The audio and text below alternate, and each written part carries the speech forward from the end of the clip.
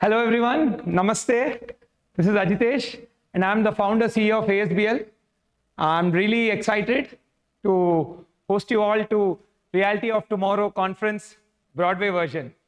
So thank you all for coming and let's get started. So before we get started, I always like to put forward the agenda so that gives us a clear view of how this conversation is going to happen and sort of give a direction in which we're going. So firstly, I thought I'll just cover briefly the entire location aspect of Broadway, right? Where this is located, and mainly from the perspective of what's happening in micro market. Because real estate, as we all know, location plays a very vital, it's a vital parameter in one's purchase decision. So I'll just give you a brief of what's happening in the neighborhood.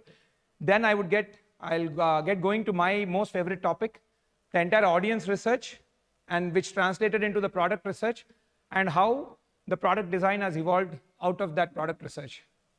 Then I'll talk about the arrival experience and the entire logistics and a little bit about the basement plans and things like that. Then I'll quickly cover the clubhouse aspect, and then we can get move into the Q&A section where you can ask questions live and I'll be answering. So let's jump straight into our conversation. So this is how and where Broadway is located, right? As you can see, this is just like a 2D map. It's right beside Loft, right in the heart of financial district, right? So we have shot 2 videos, like how to arrive at the site from the Gachibowli junction, and then how to arrive at the site from the ISB junction. So let me play these 2 videos so that you'll get a context of how to come to the site from each of these prominent landmarks, right? So this is a video of how one can come to the site from the Gachibowli junction. it's recently shot by us.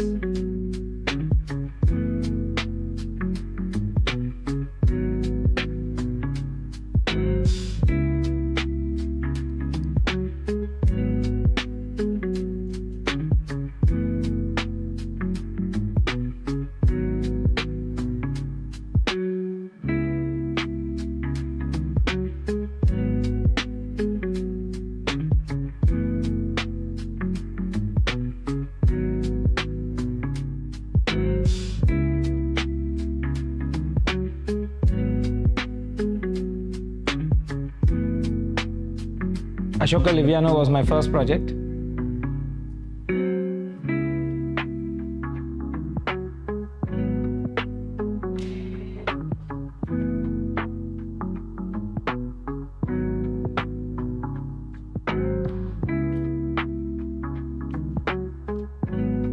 So this is a video of how you're going to come to the site from the Gachibowli junction. Now let me play the video of how you can come to the site from the ISB junction, or the IIIT junction, what we call.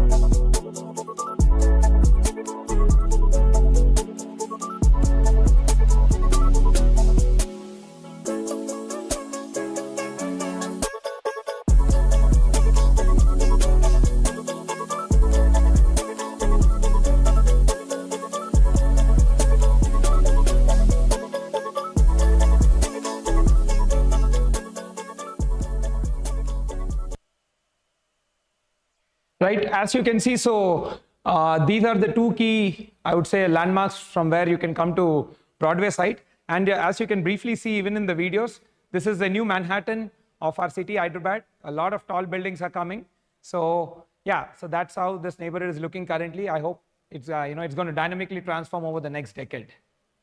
Right, so let me give you a perspective of what's happening in this neighborhood, mainly from a commercial office leasing standpoint. As all of us know, that job generation is a very, very important aspect which adds a spillover into real estate, right? So these are some of the leases which have been signed off lately in the last 2 to 3 quarters.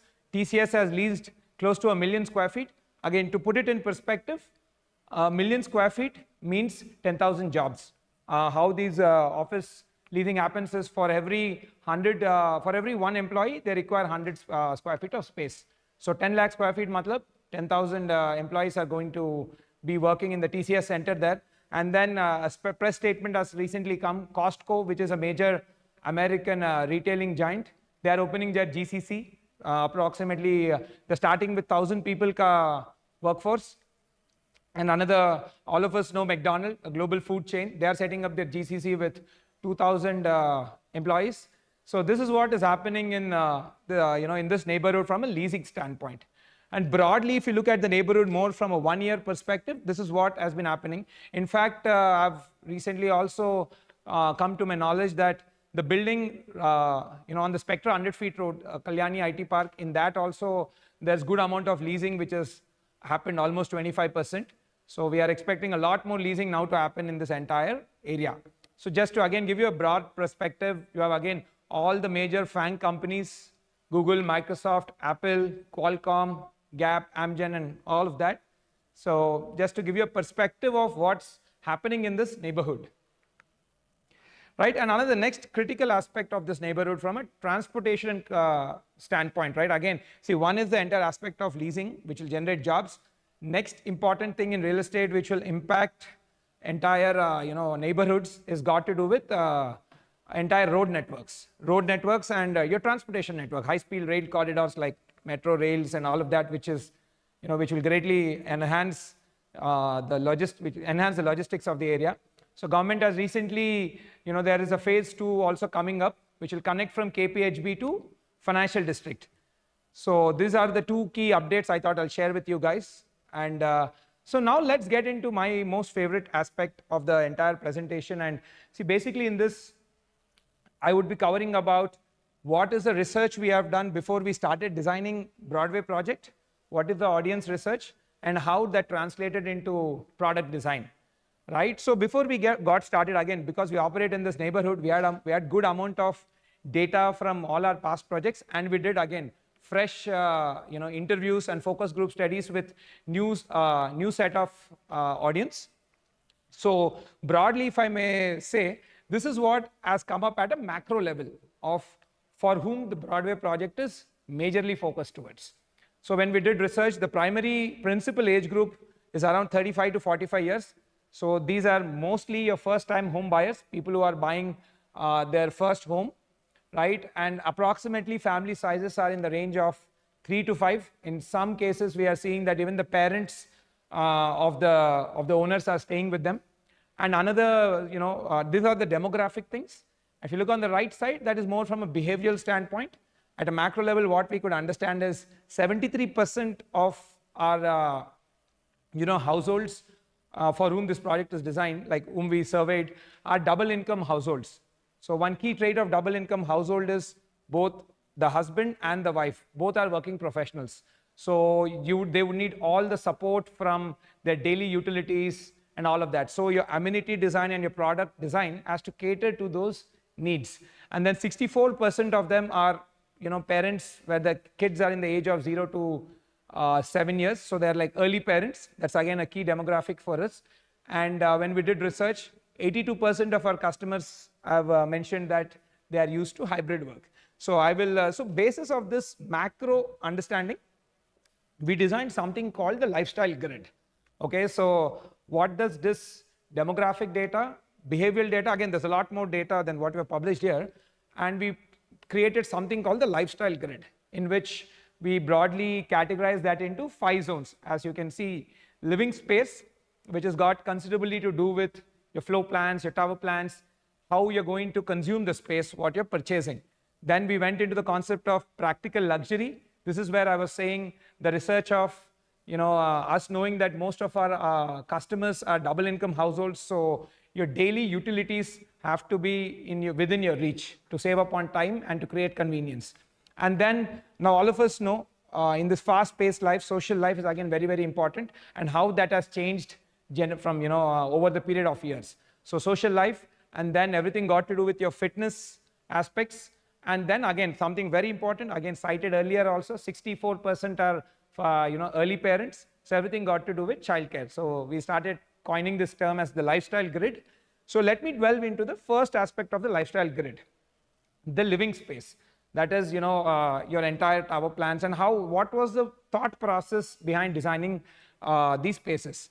So when we were doing research, right, around the living spaces, the thing which, the keyword which kept buzzing between all our customers is privacy.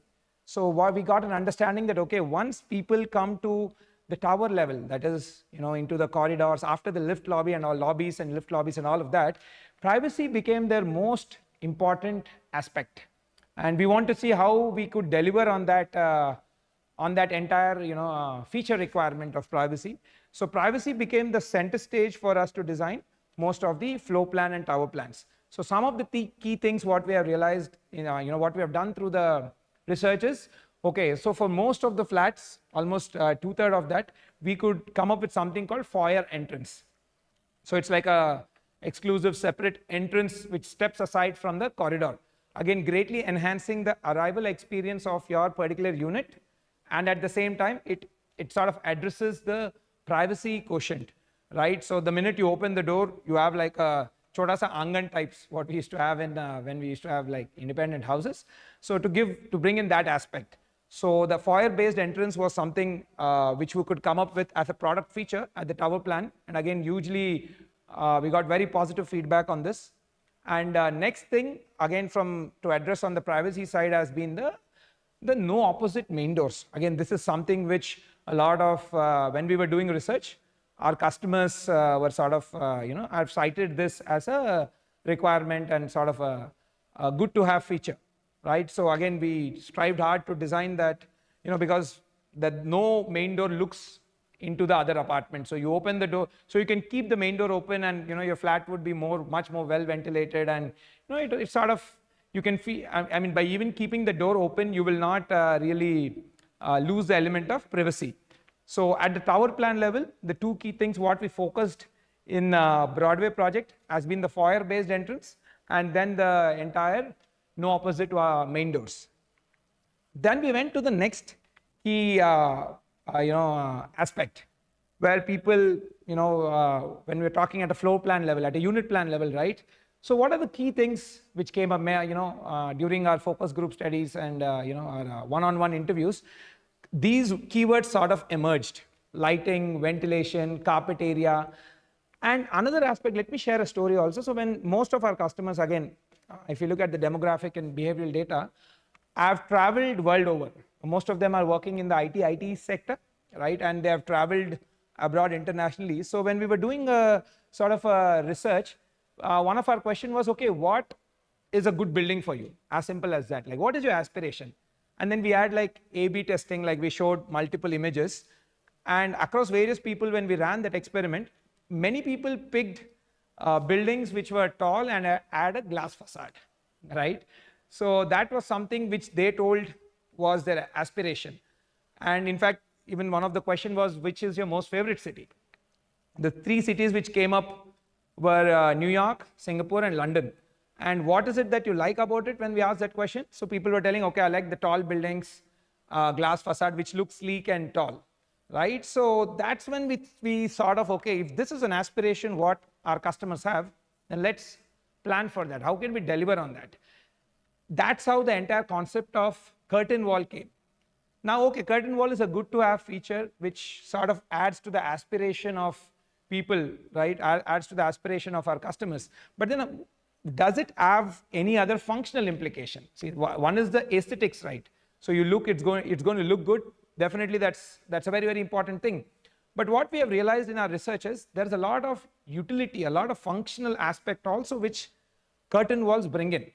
One, like the top three to start with, is what mentioned here, is that, see, again, when we were again doing past research, is that people wanted, okay, they loved our concept of outdoor living, which had a very big balcony, but they were like, can we maximize the carpet area? Yes, naturally. So what we realized is, okay, some of our projects which we have handed over and delivered to our customers, when we went and did the study, they're spending a lot of time in the outdoor balcony area. And there are other balconies, the smaller balconies attached to the bedroom, are not being used much. So that is when we got an idea that, okay, there is a room to maximize the carpet area. Now, balcony definitely adds a lot of utility in the sense that, what is the key aspect of a balcony? One is, balcony brings in more lighting into your apartment, right?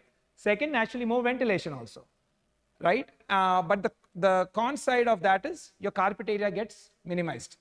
So when we actually started planning and brought in the concept of curtain wall, we could see that we could address the two pros and without losing on the con. That is, by giving a wall, removing the entire wall and putting a glass facade, you're maximizing the lighting. In fact, much more than what a balcony also brings in, because in this case, the entire wall is now a glass. So the lighting increased significantly, almost 30% more than what a balcony can bring in, right? Second thing was, naturally, a curtain wall, you can open the entire sliding door. So again, the ventilation, from a ventilation standpoint, you're achieving a higher open areas as well, like higher ventilation areas, so more air can flow inside out of the unit without losing the carpet area. Now, naturally, because we could bring in these two, the balcony got moved into the bedroom, thereby maximizing the carpet area. So it was I would say, I would really thank our customers for pushing us in the direction. So curtain wall sort of, with one bullet, we got all the three birds, which is we could increase the lighting, improve the ventilation, and maximize the carpet area as well. So this is what was one of the biggest advantage of the curtain wall. Definitely apart from the most important thing, which is the aesthetics. The look is going to be stunning, right? So these are some of the views of how the curtain wall is going to look. This, in fact, this is a render from a Broadway project, right? So it looks like you're in any world-class building in Singapore or New York. So it's got a very international urban architecture perspective. Again, at the same time, you can see because of the large amount of opening, the amount of lighting which is going to come into your room is going to be very, very high. And you can open the entire, that frame what you're seeing, which is like a sliding door, you can open it. And then some people even had doubts, what about the safety? We open it, will we fall down? No, there'll be a glass railing right outside. That will be a safety glass. So that will act as a safety glass so you don't, you don't fall off, right? So these were some of the big advantages of this entire curtain wall, right? So let me show you some of the renders. These are some of the renders from artistic impressions from, I think, one of the master bedroom. So you can see the simply, imagine somebody in their, higher floors or like 20th or 30th floor, and how you're going to look down on the city, right? You're going to see the entire city spring up in front of you, right? And again, I just wanted to even show where all is this curtain wall coming at a unit plan level. So this how the yellow line what you have mentioned, that is where the curtain wall is coming in each of the unit. In fact, in most of the units, it's coming in minimum of 2 bedrooms, right? So that really enhances. In some cases, it's coming in the kid bedroom, so that really enhances the light and ventilation in those places, right? So again, a small. So another important aspect which I wanted to sort of pull up, which we have improvised in Broadway. Again, coming from a product research and adding to the ventilation of the space as well, right? So a taller space, you're going to feel much more breezy. You're going to feel, much better aerated also, right? So we have improved the, the entire slab to slab height. Standard, most of our competition is giving 3000 mm as a standard height from floor to floor. In Broadway, we have increased by 300 mm. That's almost 10%. So the floor to ceiling height is 3300 mm. That is gross. So you can see slab to slab. Clear height is going to be 3050 mm. There's going to be a slab thickness of approximately 150 to 175 mm. And then another 75 to 100 mm of flooring and whatever mortar. And then you're going to have a clear height of close to 3050 mm. So that's roughly around slightly about 10 feet, if I'm not wrong, right? Again, this also adds to the entire aspect of the space in your apartment, right? And again, something, our key feature, what you can see, this has been our best seller, and it has, now that we have handed over projects which have outdoor living, we're getting great feedback from all our customers who are living there, where they're telling that whenever their guests and friends and family come over, they all intrinsically gravitate towards the outdoor, the big balcony, the outdoor living, and they're really enjoying that space. So again, learning from our other projects, here the outdoor living is, I would say, 15% to 20% bigger than what we have given in previous projects. Again, with the advantage of curtain wall, what's happening is all the other balconies have been converted into the room, thereby maximizing the carpet. And naturally, because we could increase the carpet, here we could we could negotiate and we could increase the balcony size, outdoor living size, which is almost 15% bigger than all our previous projects. So it's really going to have like a, your own patio in the sky, right? That's how it's going to look like. This is one of the renders what we have done to give you a perspective of this entire thing, right? It's going to look very sleek and classy. So another key aspect, picking up from the earlier aspect of privacy, where we again sort of innovated on a new concept called dual sync spaces. So when we were talking to some of our customers, especially those who were, I would say, in the 40+ age group, were mentioning that, okay, in the current house where they are staying, when the guests come over and then they are sitting in the drawing room, there is a clear visibility to living room, thereby the entire house has to sort of become more formal. So then we sat down with this problem and see, okay, what sort of solutions can we come up? And that's what we came up with, this idea called dual sync spaces, right? So this is what the dual sync space means. You can clearly see the drawing is totally sort of made exclusive from the entire living and the dining aspect. So that you have a guest coming over, your family life will not be disturbed. It can move on seamlessly. Again, this is something which a lot of our customers have really appreciated, and we could do it in some of the floor plans. Again, in every floor plan, it wouldn't be possible. But again, this is mainly, we saw that this requirement came in the slightly larger families and families who are more in the 40s. People probably in the 30s, they didn't really cite this as a requirement, but yeah. So we call this dual sink spaces, where you have a totally private drawing and a living space. So if you have any guests or anybody come over to your house, your family life need not get disturbed. Rest of the family need not get disturbed. So that's another key innovation what we have done in Broadway.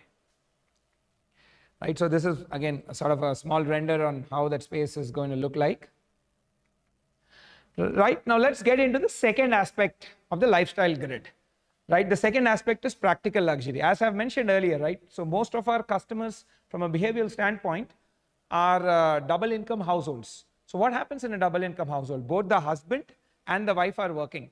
So when both people are working, naturally there is a dearth of time, right? People have close to 40 to 50-hour work weeks, and then you got to manage a house, you're going to manage the entire, your daily utilities, grooming, and all of these sort of things. So again, we came up with this concept of practical luxury, where the idea was all the key day-to-day life utility services should be within 100 steps. Like within a minute, you should be able to go there. That's the idea, and that's what we call practical luxury. So let me delve into it, again coming from a customer research. So as I've mentioned earlier, right, 82% of our customers have mentioned that they're exposed to hybrid work, right? They're working, some of them are working actually, full-time work from home they are doing. Some of them are doing hybrid thing. In fact, a good number of customers we have NRIs, right? So they were telling that when we come over, like some of them are still continuing their work in the US, or some of them when they come over here for a couple of months, they are still continuing their work, right? So again, so this has been something, a key bestseller again for us, is the entire concept of co-working space. So roughly we have given close to 9,780 square feet of plinth area in this co-working space, again split into 2 levels. Now where is this coming? This is coming in the Tower A ground floor. Again, learning from our past experience, in our previous research, we found out that whenever any amenity moves from the ground floor to the first floor, there is a drop of 83% in footfall, right? So we wanted to design the entire podium in such a way that all your most used amenities are just very close to you, that is within 100 steps, and also your entire podium becomes very active with people. So at the podium level, the society should be buzzing with social life, with people, like, with people talking to each other and, fostering new relationships. When it comes to your tower level and your full floor level, privacy becomes very important. So that's how we design. At a tower level, privacy; at the podium level, it's all about social life and the community life. So coming with that concept, the entire co-working space is located, which is approximately 9,780 square feet. You can say close to 10,000 square feet.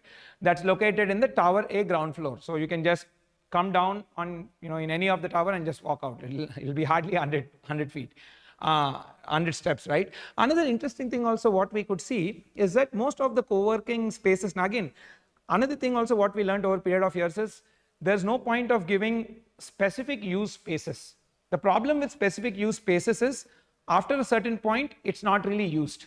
Like for example, let's take the co-working space, right? In the co-working space, you have workstations and you have conference rooms, right? Like a discussion room sort of thing for you to attend your Zoom calls or things like that.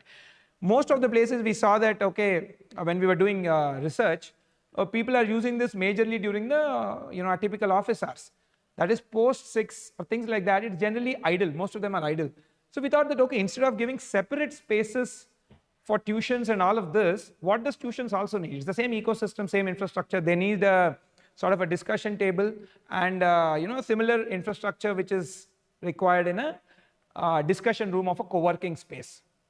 So we merged this. The discussion rooms of co-working space can be booked by people who want to attend their Zoom meetings and by kids who probably want to, put their tuitions also. Thereby you make the utilization of the space much better. So more the space gets utilized, lesser would be its cost of maintaining, and it will deliver more utility, right, to wide set of audience.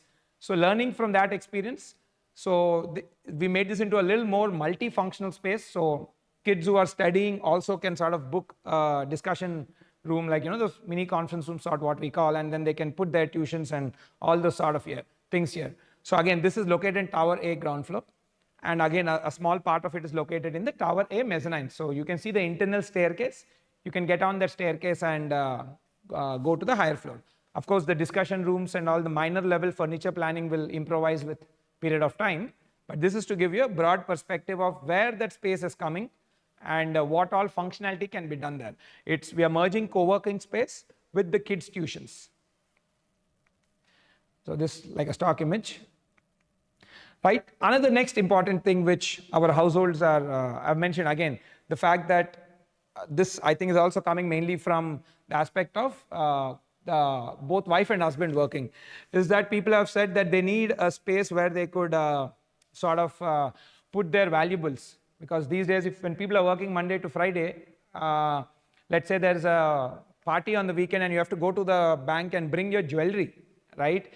There is no real time. I mean, you just go after coming back from office, people are tired, now you have to go to the bank. In fact, it might not, the branch might even be closed at that hours. So all of these small things add a big pain point to people's lives. So we thought we should give all these facilities should be given here. So we have provisioned space for lockers. We will be tying up with one of the major banks closer to the handover. So they will be setting up the entire infrastructure. Right, approximately 1100 square feet what you see. Where is this located? This is located in Tower B ka ground floor. Right, again a very, very important I would say feature which our customers wanted, especially our women customers, mainly from the point of storing jewelry and even important documents also these days people are storing there. So this again just a stock image. Next, another important thing is the entire aspect of grooming. Apart from your monthly grooming things, which people have to go on a monthly basis and get a haircut or a shave and done.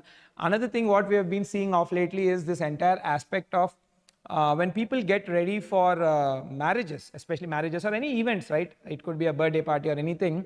There is a lot of service requirement which people are calling from, especially again our women customers require a lot of services around saree draping and that entire getting ready for the any of the event.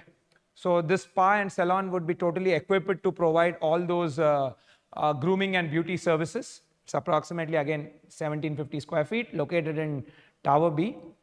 So this is where it's right located behind the bank locker. And again, we are provisioning the space closer to the handover. We'll be tying up with a vendor, right? So whenever there's a party which you are hosting or a party which you are going to, you can simply, you don't have to really plan, go out, get ready somewhere and go. You can simply come here and get ready, or in case, most of the cases, these service providers even give the facility of sending the, their person to your home to probably help you in getting ready and all of that. Again, very, very small thing, but very, very important aspects. In fact, we take pride in designing these buildings for this nitty-gritty. It's just like how any of your car or any of your phone and all, they have multiple features which makes your life easy. Imagine like living our life without most of these quick commerce or e-commerce apps. How much difficult would it be? So same way, I think the building as a product should deliver on multiple features. So I would see them more than amenity. I would like to use the word of features. Right, this is again just a stock image. And then again, our day-to-day utilities, this has been the most important thing, supermarket. Here also we have seen that when supermarkets are right on the ground floor, people are more incentivized to move out, come to the shop and buy, rather than probably buying from their home, which also I think the service provider does. But yeah, again, you can simply come down. It can be a quick 100-step activity, and you just in 2 minutes you can reach out, buy whatever thing you need, and you can go back and continue what we're doing. Again, approximately 1430 square feet, located on the ground floor of Tower B. Again, a stock image of that. Another very, very important aspect is the entire concept of medical office and physiotherapy. So when we were doing product research, again, when we're talking with our customers, they were telling that when our kids get sick, and some of the customers who are more in the senior, who are more like around 45 plus, they were telling that our parents stay with us, and most of the, when we dwelled into that aspect of information, most of the parents have some sort of physiotherapy needs is what we realized. right? And because they don't really, that service is not available conveniently, people don't really end up using that, end up doing their necessary physiotherapy activities, which is sort of degrading, causing a strain on their physical well-being. So we have realized that, and also a lot of our customers who are like a primary customer, the apartment owner, they have also mentioned that these days a lot of people are playing this pickleball and paddle court, these sort of things, and they mentioned a lot of injuries and all, for which minor things, for which there is a constant physiotherapy need. So again, so that's what came up. So we have given a dedicated close to 1600 square feet of space in the Tower C mezzanine level, right, where a clinic and a physiotherapy studio can be set up. We are giving the space. Again, closer to the handover, we will be setting up with the service provider. So physiotherapy, in fact, I feel is super duper important. It's something which is a must. So, but yeah, so we could cater space for that. So that again, if there's a child who has like a general, general viral or general sickness, or nothing important like your basic, medicine related thing can all happen from here, and there'll be service providers helping you with that. So this also we found out that a very important aspect of modern new lifestyle, and this requirement has become very mandatory now. Again, a small stock image. So next, let's go to the third aspect. So we have completed the practical luxury, the second, which is more about convenience in our day-to-day life. And the third important aspect what we took into consideration was the social life. Again, what we could see, one break, change in behavior from the past. Probably I'm a millennial. Most of, when I see the way how my parents and they had their social life versus how we millennials are having our social life, we have friends come over more frequently. Rather than having one large party, we are having frequent small parties, right? Which could be as simple as, IPL match day, or any of those sports events which happen. So we saw that these days people are meeting instead of in large group, smaller groups, but more frequently, probably more around the weekends and long weekends type. So we thought, okay, even the social life aspect is also a very important parameter, and we need to have various features designed to deliver on these parameters, right? So the big and the most important thing, I love calling it the big living room. So we have 4 such rooms, all 4 put together is around 3,078 square feet.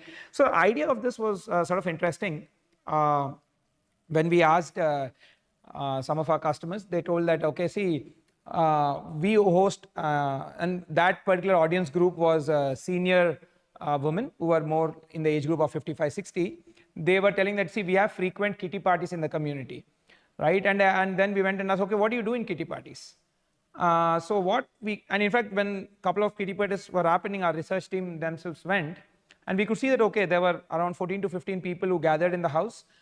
And if you actually see, the house is not built for 14-15 people gathering in the house. Of course, like people can fit in the house, but it's not designed for that, right? By that, what I mean is, when we saw it, okay, people were divided into groups, and one group was sitting in a bedroom, one group was sitting in a living room, one group was sitting in a the drawing room. Thereby, it led to the breakage of the groups, which led to the naturally less fun, I would say. And next, we could see that different ladies sort of did their cooking, and it was like a potluck. So we were like, okay, really people, and then when we even spoke with, I would say the 35-ish men audience group also, they were also telling, a good number of people told that we do cooking as a hobby. That was very interesting and a good sign, I would say.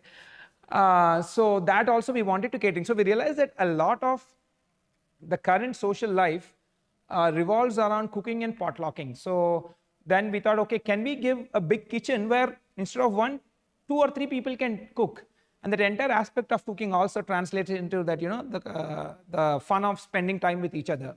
So that's how the concept of the big living room came. Essentially, in your living room, which is designed mainly for the family, right? So can roughly 4 families. That's how we sort of envision. Like, this space can, each of the living room can hold close to, I would say 10 to 15 people. So around 3 to 4 families.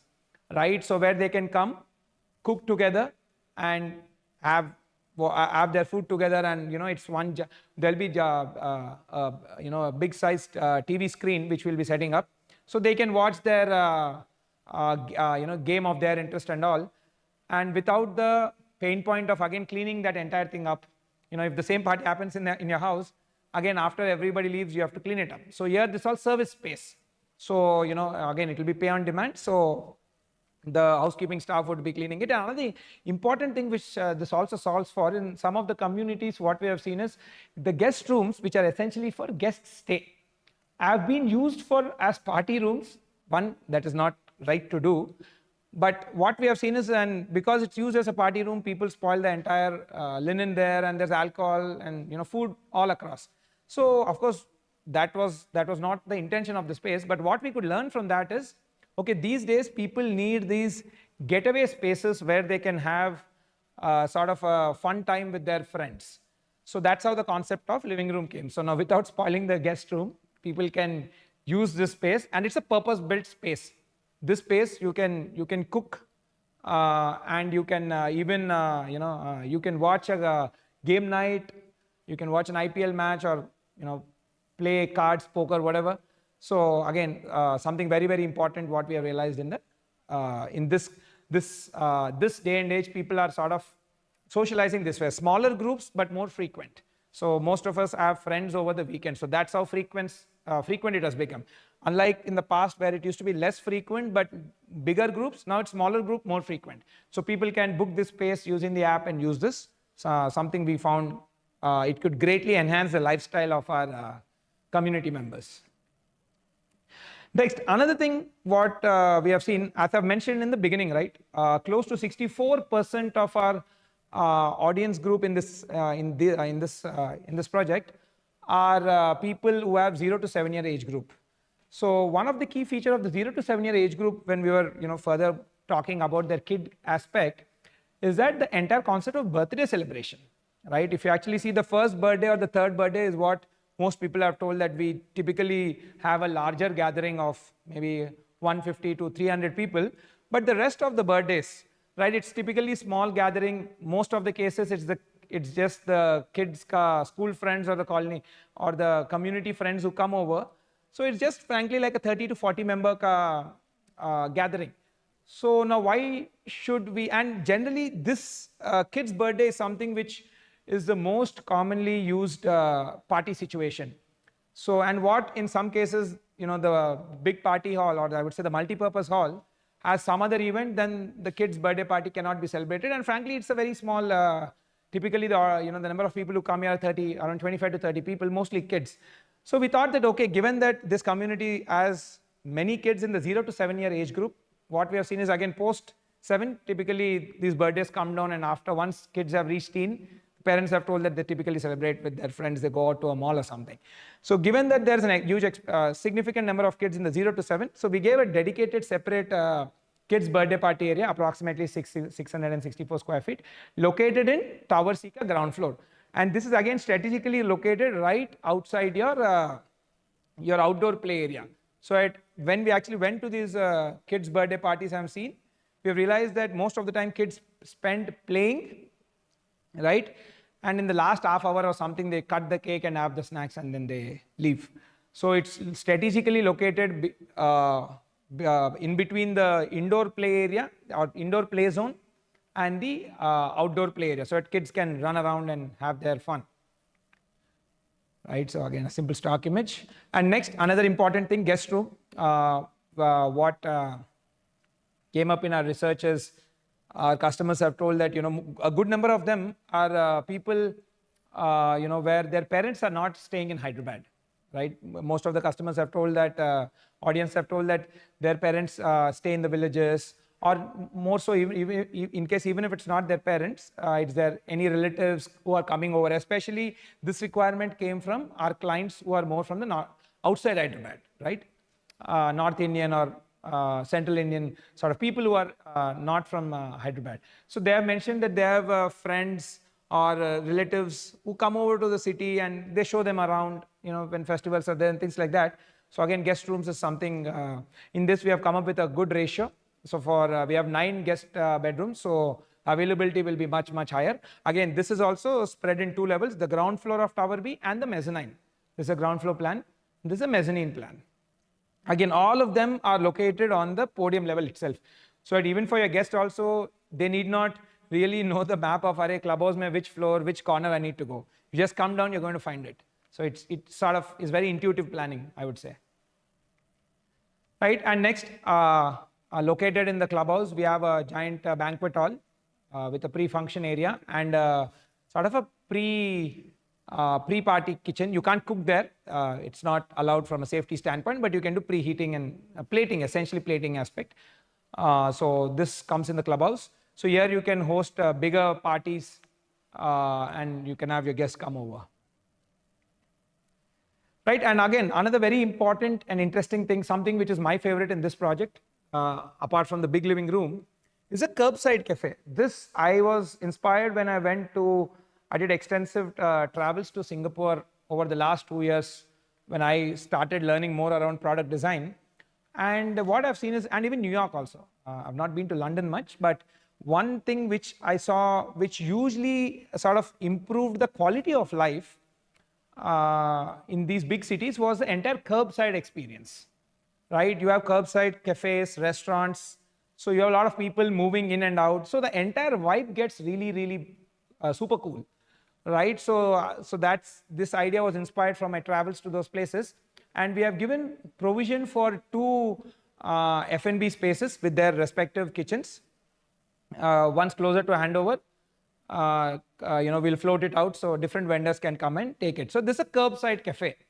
So matlab people are expected to walk to this place from the nearby neighborhood. And again, this is the access, even outsiders can use this space, which I felt was very, very important, because when we came up with the concept of cafes and F&B, and frankly, even F&B usually premiumizes your space also. It improves the property value of the area and even the quality of life for residents. Imagine you're not cooking that day. You just want to go down, grab something. So you can come here, right? So, but the con of this, when we were seeing, is in most of the communities where they're given F&B spaces, all of them shut shop. When we went and spoken to various the facility people there, they told that kuch bhi nahi chalta hai, after 6 months, everybody shut shop. So when we went into the reason of why, basically the problem was store in store. Matlab, they were only allowed to sell to the residents. And how many residents you will have? Like 885 families. How will the business run if there are only 885 customers, right? It won't run. So that's why we have planned in such a way that outsiders can also come and use, and even the residents can come and use. And even the entire security arrangement and everything also have been done by taking this constraint in mind. But this is greatly going to enhance the entire street life of that road, not just Broadway project. Right? There are a lot of apartments coming up in that road, right? So everybody can just come down, grab a coffee, and then there's co-working space. Imagine somebody working out of that wanted to discuss some idea with his friend or colleague, and he can just take this idea in the space, in this cafe here. Because again, we have seen that a lot of co-working spaces thrive when there's a cafe environment in the vicinity. So again, the key thing what we took in mind is that each space should really benefit the other space. It's not like isolatedly giving spaces, right? So that was one key thing which we came up in our research. So how do we make sure the space gets used? It's not just, see, as a builder, we just design the space, we hand over and go. And if it doesn't get used, it's not really going to enhance the life of our customers, right? So we are, in our research thinking about how can that ecosystem thrive. In fact, most co-working spaces thrive when there's coffee in the vicinity, and most coffee shops thrive when there are, co-working spaces in the vicinity where upcoming entrepreneurs or people simply working from their home come grab a coffee, or they meet somebody here. So it's a sort of this is what the new trend has been coming up. So again, very, very important aspect of the social life, the curbside cafe. So some of the stock images of how it looks, and all major cities in the world, this greatly enhances city life. So in fact, this would enhance the life in that entire road, I would say, that in front, the Broadway 100 feet road, because there's loft coming up there, there's opposite projects. So everybody can simply walk. They don't even need to remove your car. I'm a big fan of walking neighborhoods. So to have a walkable neighborhood, first you need to have footpath. Second, you need to have activities or spaces where you can do activities. And restaurants are very, very important. it adds to the entire buzzing life and vibe of the street. Right, so there's just some of the stock images to give you an understanding. Next, the next important aspect has been the fitness zone, right? So again, something very, very important these days, if you see, the entire aspect of fitness and wellness both is no longer sort of a luxury. It's now become the comfort. I mean, it's now become the more mandatory item. It's no longer a sort of a wish list. Today it's mandatory with the sort of, again, if you look earlier in the audience research, what we have published, majority of our customers are tech workers. And when they are tech workers, you know, there's a lot of sitting, and now they say, right, sitting is the new smoking. It's not really advisable at all. So the entire aspect of your fitness and well-being, a physical well-being, is something very important. So we really want to spice up this entire thing, not just keep the monotony. So we broke down this entire fitness and wellness into two divisions. One is the aspect of sports, because what we do, we did realize, and we all also understand, playing sport is also is one of the best way to stay fit. And many people love playing sport because rather than doing your typical gym activity. So we categorize the entire fitness zones into two sections. One is your sports section, other is your more, I would say, your workout section, or your indoor, I would say, your typical gymming, right? So in the sports amenities, something which is these days quite in rage, and you see a lot of people it's a running trend, is this entire pickleball courts, right, which are popping up everywhere in different neighborhoods, and people are blocking them and going and all of that. So we are giving 2 pickleball courts in the community, so people can again come down, book and play. And also when I did research on pickleball, we found out that a lot of people were having minor injuries. That was also one of the triggers to have the physiotherapy studio on facility, right? So in case, God forbid, if you have some injury, there's a physiotherapy place right there. You can sort of heal yourself in maybe 10-20 days and again start playing, right? So pickleball courts we have. And then we have 3 indoor air-conditioned badminton courts located in the clubhouse. So again, badminton is also, as a lot of people locally here are big fans, and many people play badminton. So it's indoor air-conditioned badminton courts located in the clubhouse, right?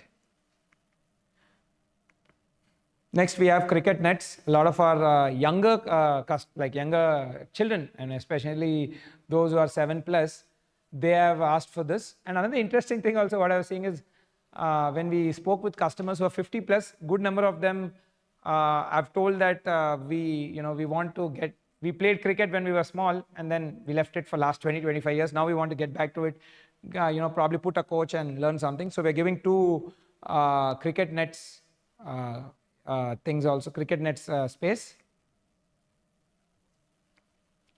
And then 1 full-fledged basketball court we are giving, something very used by our teen and preteen kids. This comes on the podium. This is one of the render of that space.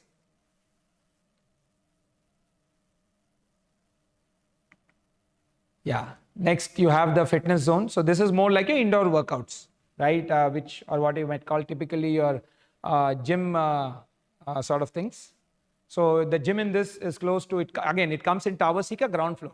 See, very important for me personally is that we put all the spaces in the ground floor. That's been something very vital to my design language over the last, I would say, 2 years, right? Because there is a 81% drop in footfall. Research says that there's 81% drop in footfall the minute the space moves from ground floor to first, second, third, any floor. So we want people to use this, and we want the entire podium level to be buzzing with people and having a great vibe, a community vibe.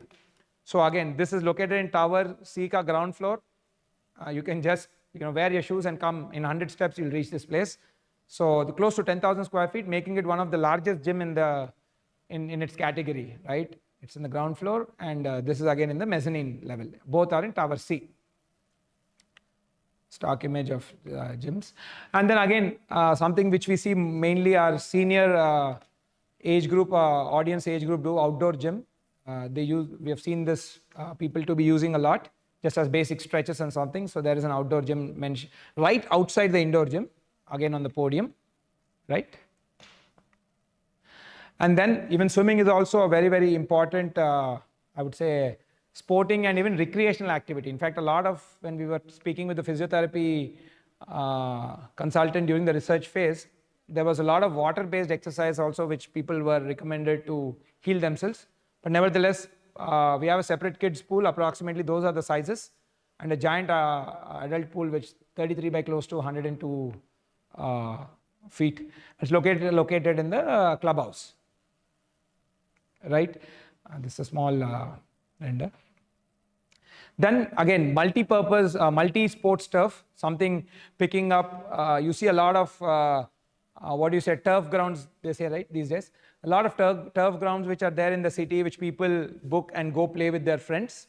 So we have provided one giant turf ground on top of the clubhouse, where you can play box cricket and sort of you can even play a mini sort of a football, right? Where again, this is mainly designed with the perspective of having multiplayer sports, right? Where at least it can engage close to 10 people, 10 to 12 people. So that's located on top of the clubhouse. So you can see the entire design has taken care both from the aspect of sporting and from indoor workouts, so that you don't get bored.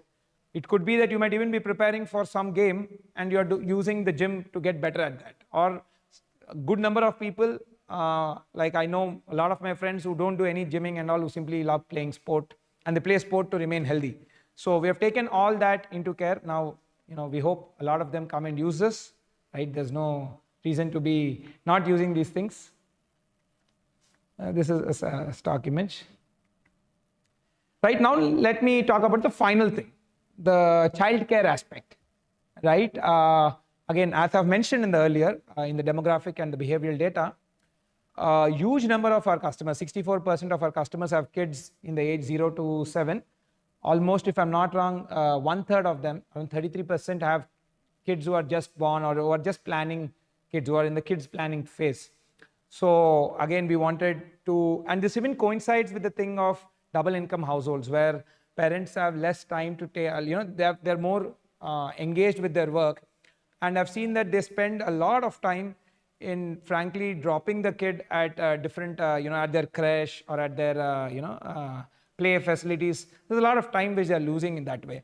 So we wanted to bring in the entire aspect of convenience to them, so that they don't have to do all of that. And even another thing, when we spoke with especially mothers, is that young mothers, they were telling that, okay, there's always this thing back of the mind that when I drop my kid at the creche, how he or she is spending the time there, are they liking it there, or how the facility is treating them and all. In this, if you actually see the creche also, we have provided the ground floor, and the co-working space is also on the ground floor, just in the other tower. So again, probably the mother can go and see the child in like 1 minute or 2 minutes. So greatly enhancing the comfort and convenience, right? So this is the creche, approximately 2,000 square feet, located in the ground floor of the tower. Again, you see the entire amenities, majority of the amenities, we made sure that they're on the ground floor, so that people can easily use each other. Imagine like a working mom just coming down to the co-working, dropping her child at the creche, and just walking 20 steps to the co-working and working out of the co-working place. And then maybe, when she's on a break in like an hour and a half, she can just go back and see how her child is doing. It greatly adds to the mental peace and convenience. So that's how we planned. So these, and the fact that you're coming down to the co-working space, there's a better chance you're going to use the creche also. See, each space feeds into the usage of other one. So we are really, we want to build spaces which amplifies usage. So we are, so the community, when people who have bought, they can, sort of experience more value out of the product. So creche is located in Tower B ground floor. And another important data also, I want to point out, when we were talking with child psychologists or creche designers, they were telling that in a lot of places, right, when the creches were given in the first floor, it was really adding first or second floor. We have seen, in a lot of places, creches are not prime spaces. So they're sort of tucked away in some corner, some cases the basement, some cases third floor of the clubhouse, never really on the ground floor. Ground floor goes for prime time activities. They have mentioned that when the creches were not in the ground floor, it really increased the, the child safety threat. because kids, then what was happening is most of the time the kids had to be kept in the crash space, indoor space only. But if you actually see kids in that age, they love running out. You know, kids in the whatever that 1 to 3 year age group love running out into the open. Now imagine if the crash was in the second or third floor or the first floor, how can they do that? So what happens? Naturally, they'll be just confined within the closed spaces, and they will feel claustrophobic. I mean, kids are, are beings who want to keep running and moving around. So the crash designers, the child psychologists mentioned that from a safety standpoint and from a kid experience standpoint, it adds great value if the crash can be given in the ground floor. So this was taken from that research, what we did. And from then on, most of the crashes, what we have given, we have made sure that it comes in the ground floor, most of them. But yeah, in this project, though, it's clearly on the ground floor. So kids can run out and it becomes a lot more simpler for everybody, I mean, for the kids and for the service provider tomorrow to operate the space, right? Just a stock image. And then next, indoor kids play zone. It's close to 3,450 square feet. Again, this is something which I got inspired from my own story. I have 2 kids, one is 5 and one is 3 years old. And one of the best activity which I do sort of monthly twice to keep them very engaged is when I take them to the mall and they play in that entire play zone. It's almost impossible to get them out of that place, right? That place really hooks them, engages them in their entire playing aspect, right? So then I got the idea that, yeah, why am I taking my kids once in 15 days? What if they could go there much more frequently, because a good number of them have even like role play based playing and all of that, right? It really engages them, that particular age group, essentially I would say 2 to 7 or 2 to 8ish.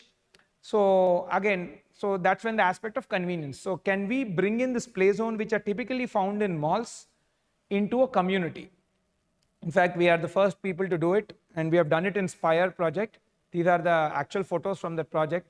It's always full of kids, 24. This is, in fact, this has been the space which is most used by the community members. You will always see kids playing around in that area. I would definitely recommend parents that you please, while this happens, please make sure you use the guideline of how to use. Sometimes I see people running with their shoes, it will spoil the material. But anyways, that's for a later day. So this space is something we have seen hugely, I would say, engage our kid customers, right? So so this is given close to, if I may iterate, where is it? Yeah, close to 3,500 square feet, located in Tower C ka ground floor. If you just look little down in the plan, the kids' birthday play area is also there. When we actually went to these kids' play zones and we have done research, most of the times these kids' play zones get booked out for kids' birthday parties. So the typical birthday party ka theme these days is that, okay, you invite kids, friends to their play zone, they play for a couple of hours, and then they cut cake, eat snacks and go. So that's the level of detail how we designed this. So the birthday party hall is also right below the kids play area, so that they can easily they're right across, so it can they can play here and then go to that place and do the rest of the activity there. So the entire what I call sequential space planning is something which we really put a lot of effort in this project. Yeah, so this side. And then the outdoor kids play area. There's also a big space right outside behind the Tower C. So specifically catered to the kids. Outdoor kids play area. Right, and then, okay, I think it's just reiterating the kids' birthday party area, what I've mentioned earlier, right? So if you see the kids' birthday party area is sandwiched between the indoor play zone and the outdoor kids' play area. So that, your child ka friends from, the school friends or whoever, they come over, they can have a great time here. And typically these are smaller groups of 30 to 40 people, so they can quickly finish that activity in like 2-3 hours. And probably it's a much more engaging and a better way to do it than doing it in a multi-purpose hall. Imagine that's in the first floor, where will kids run and where will they play, right? So this is what I would say is the entire concept of sequential space planning, right? Kids' birthday. Now let me, again, one of my most favorite topic, arrival experience, which I'm sort of delving more into more project after project to give great experience right when you approach the property, right? So this is how a small render of how the entire, I would say the arrival experience, the main gate part looks like. Just made like a small, I would say, visual. to give a perspective. Let me just go back. So as you can see, right, the entire, this is the view from the street side. So it's a building, the F&B places is what you can see there. So it really invites people. See, one other thing which I really don't like, I mean, I would say more than liking, what I've seen in my travels to Singapore and New York is that buildings are really approachable. Like you can easily get into them. You don't have like giant gates or walls which are sort of pushing away people from the neighborhood. So we wanted to have an approach where the building reveals itself smaller, great entrance spaces, but lesser. I would say you can see inside, go inside, because frankly the F&B will really thrive on the great footfall. If you have a good looking space, that's great. That's usually going to increase the footfalls. Greater footfalls, better business, you're going to have better service provider. Better service provider, better, more utility for the entire customers who are staying there and for the customers in that street, which will increase the property value. Frankly, in fact, now I'm doing a research on quantitative, how number of restaurants really increase the property prices in that area. And there's a good correlation, right? So we are doing research on that. But yeah, anyways, more number of restaurants increase the footfalls, increase the entire experience of that particular street. So you can see the entire main part is designed as a very welcoming thing, so that anybody can come and sort of use the F&B spaces, again, without losing the aspect of safety and security, right? In a later, we have taken care that, at various aspects, even the safety and security aspects are met, because strangers cannot walk into the building. So we have designed in such a way that both are taken care, right? Just like that. So this is again a small, I would say, diagram of how logistics and movement happen.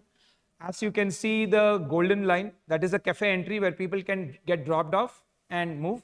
But frankly, this is mainly designed from the perspective of walking curbside restaurants, what we call. So people are expected to come here by walking, simply walking on the street, right? That's what we want to encourage in this line. And luckily, this is a dead-end road, at least as of now, right? So dead-end roads have less traffic, so people can walk a lot more, thereby enhancing the entire community and neighborhood aspect of life, right? So people can, the cafe entry is shown in such way. And then right, if you go a little down, then you can see the resident and the guest car entry and car exit. And if some resident is just moving, walking into the building, that's what the blue line indicates, the pedestrian entry. And you can see the green thing, right? Security checkpoint. We made sure that people who are coming for the F&B space do not enter into the building premises, thereby making sure that it's safe. A similar barricade would be set up on the other side of the clubhouse also. It's not mentioned in the drawing, but it would be there. So those restaurant users do not come into the building, right? So, and again, we wanted to briefly discuss about the basement plan. We have done a small graphic of how sort of cars can move from basement 1 to outside to. And another interesting, important thing also which I want to mention. So the entire vehicular entrance into this building is directly into basement 1, right? So you don't have to come to ground and again go each floor down. You directly come into basement 1. So people who are in basement 4, you don't need to climb 4 basements up to reach the road. You just have to climb 3 basements. That's it. So I'll play a small graphic of how it's going to look. Yeah, the green. So essentially, yeah, you can see, right? The green is incoming traffic. And the golden line is outgoing traffic. And you see the ramps, upward ramp and the downward ramp. So a similar one if you are in the basement 2. Okay. Does it play? You can see this. Again, I would say a simple, pretty well thought out traffic plan wherein people can easily come in, come out. You have one dedicated downward ramp and one dedicated upward ramp, so you don't need to get confused. So sort of a similar thing what we have repeated for each of the basement. It's sort of a self-explanatory thing. Let me go to the next one. Again, if you're in basement 3.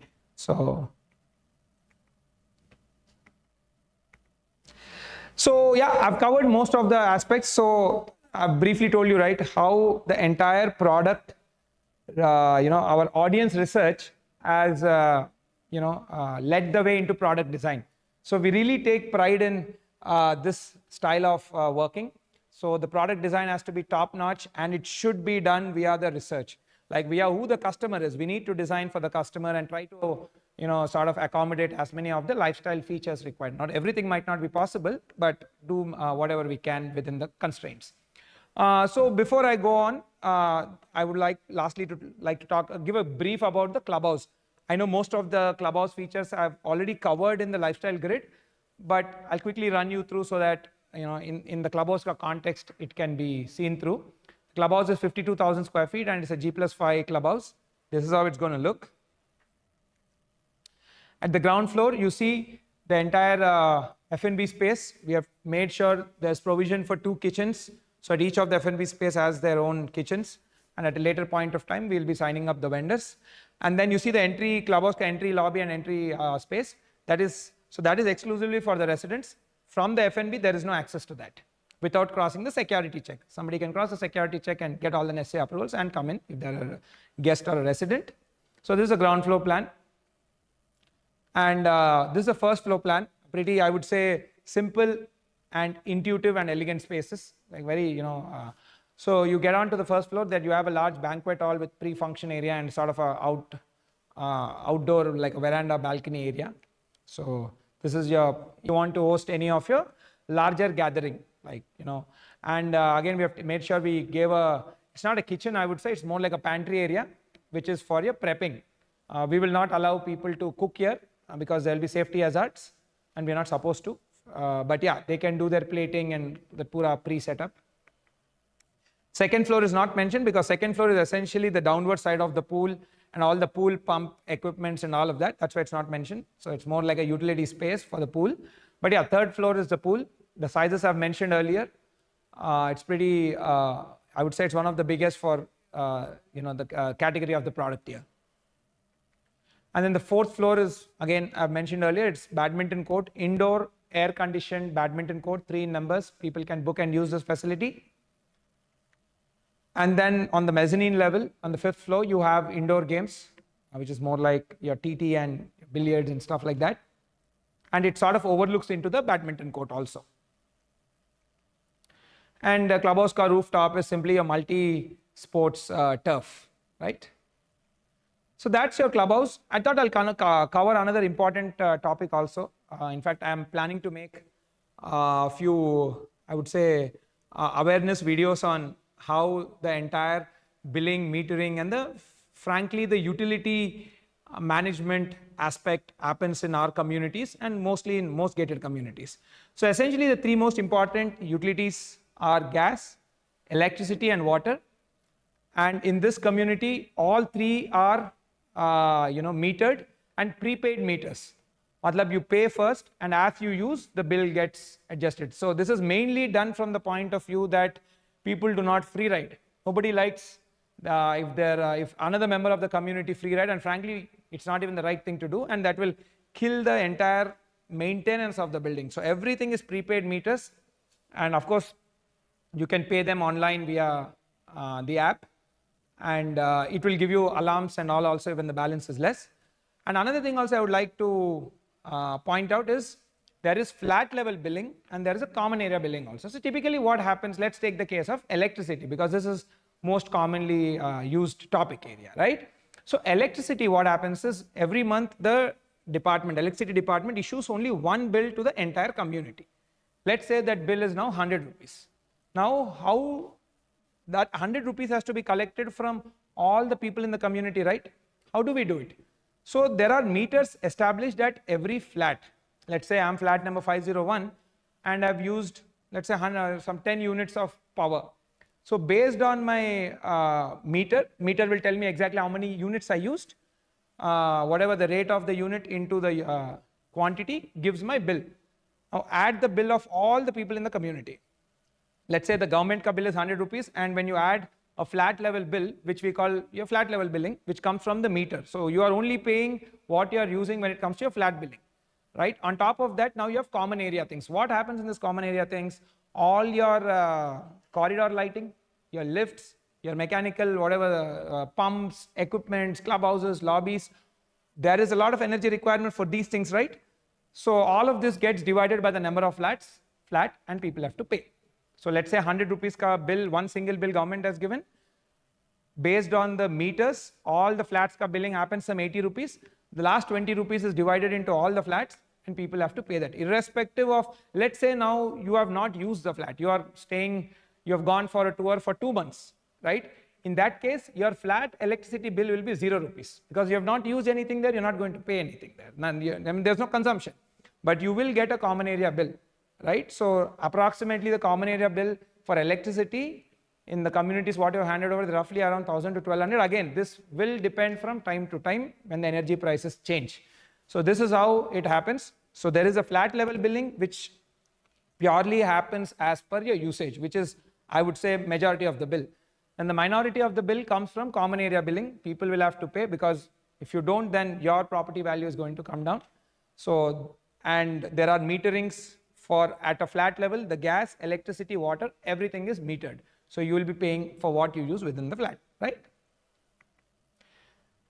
Then pretty much I've covered my side or what all points I wanted to talk, and frankly the design thesis of Broadway, why we have designed it like this. And I'm very confident that we have delivered on the entire aspiration aspect, which is more like the look and aesthetic, and the functionality aspect also. By and especially the curtain wall has been a sort of a game changer for us. A very new concept, like how outdoor living was a super feature for us in the past. Now we went to version 2 where we have outdoor living plus curtain wall. So this is a small snapshot of the, I would say, the entire elevation of the building. It looks sleek, tall, close to, if I'm not wrong, the 50 floor tall buildings. So it will look like any modern day, urban skyscraper. So one more thing before I move on, I really wanted to thank you all so much for making this entire Broadway a giant success, and really frankly changing the sentiment of the entire market, right? And I feel very rewarded and happy. I mean, and really satisfactory that all the research what we have put in, you guys have greatly sort of validated that, and it feels really satisfying. So thank you all so much for making Broadway a giant success, and not just a giant success. You guys have changed the narrative of the Hyderabad real estate as well, right? Most of you know the narrative has been not so great over the last 1.5 years. So thank you so much. We have really lifted, you guys have really lifted the narrative of real estate. A lot of people have called and told me that, their footfalls and everything has improved post Broadway. So thank you all for that. So I thought I'll even share a little lighter moment, which online I just came across one small meme. I thought I'll share with you guys. It was kind of interesting. But before I move on, like, okay, the 1250 crore, we are happy in sales and all of that. But what exactly is this? So we thought we'll just bring out a little bit more perspective on what is that 1250 crore when it translates into the demographics. So we just made a slide. Who are your neighbors? So if you look at the age distribution, this is what is age distribution. And if you look in the beginning, our research was mainly catered in the 30 to 45 segment, and most of our customers also happen to be in that age segment. So it's really satisfying to see that your research has come out right. So that's the age distribution, and these are the list of companies from where most of the buyers are in the order. Amazon, say we have the highest number of buyers, then Microsoft, Apple, Deloitte, Accenture, Google, and BofA, Bank of America. So to give you a perspective of who your neighbors are and how this community is going to be like, right? So let me play a small meme. I thought, I really found it funny and I thought I'll share with you. But again, thank you so much for not just making Broadway a success, but lifting the entire spirit of Hyderabad real estate. Let me just play this.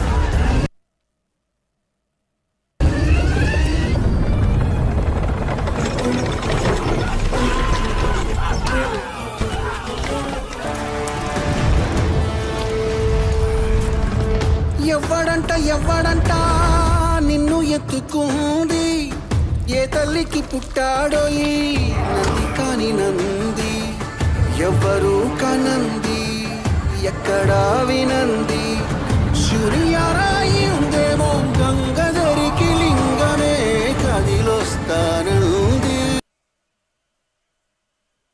Yeah, me on this.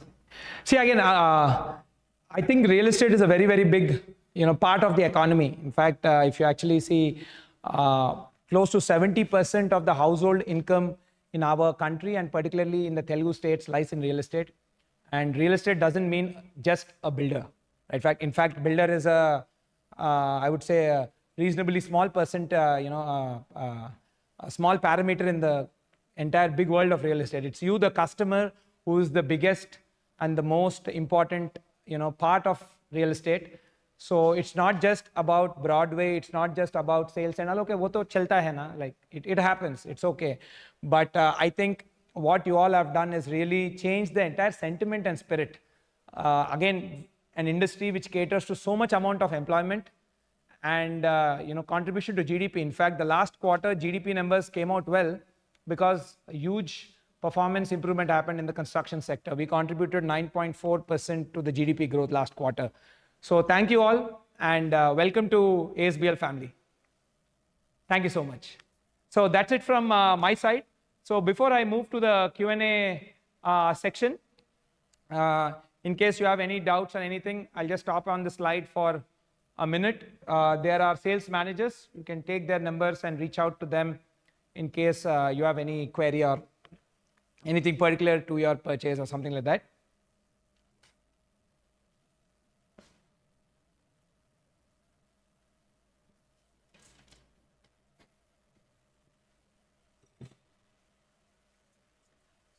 So now let's head into the Q&A part. Sort of, it's going to be a good real-time live interaction. You can scan the QR and you can type in your questions. I'll try to answer as many as them. I'll just be back in a minute.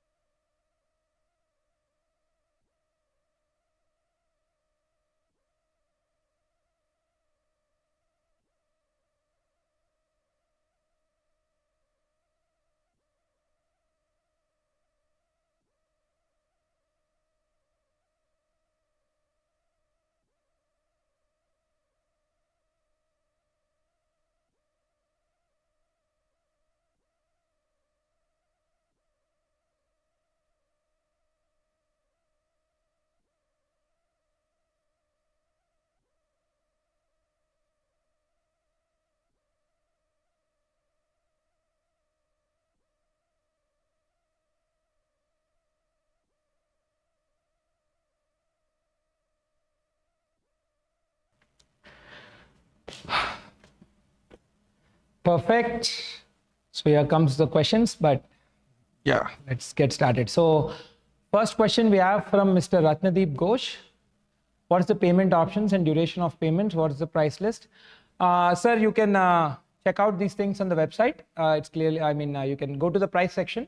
We have mentioned all the details, but any other specific inputs you need, you can reach out to our sales manager. They'll be able to explain it totally in detail. Thank you. Next, we have Miss Neha. Is there a temple provision in ASBL Loft? Yes, ma'am. We have a temple provision in ASBL Loft, but I'll talk about that detailedly in Loft project. In fact, we have a temple provision in Broadway also, but it's a provision. We'll see to it down the line what can be done.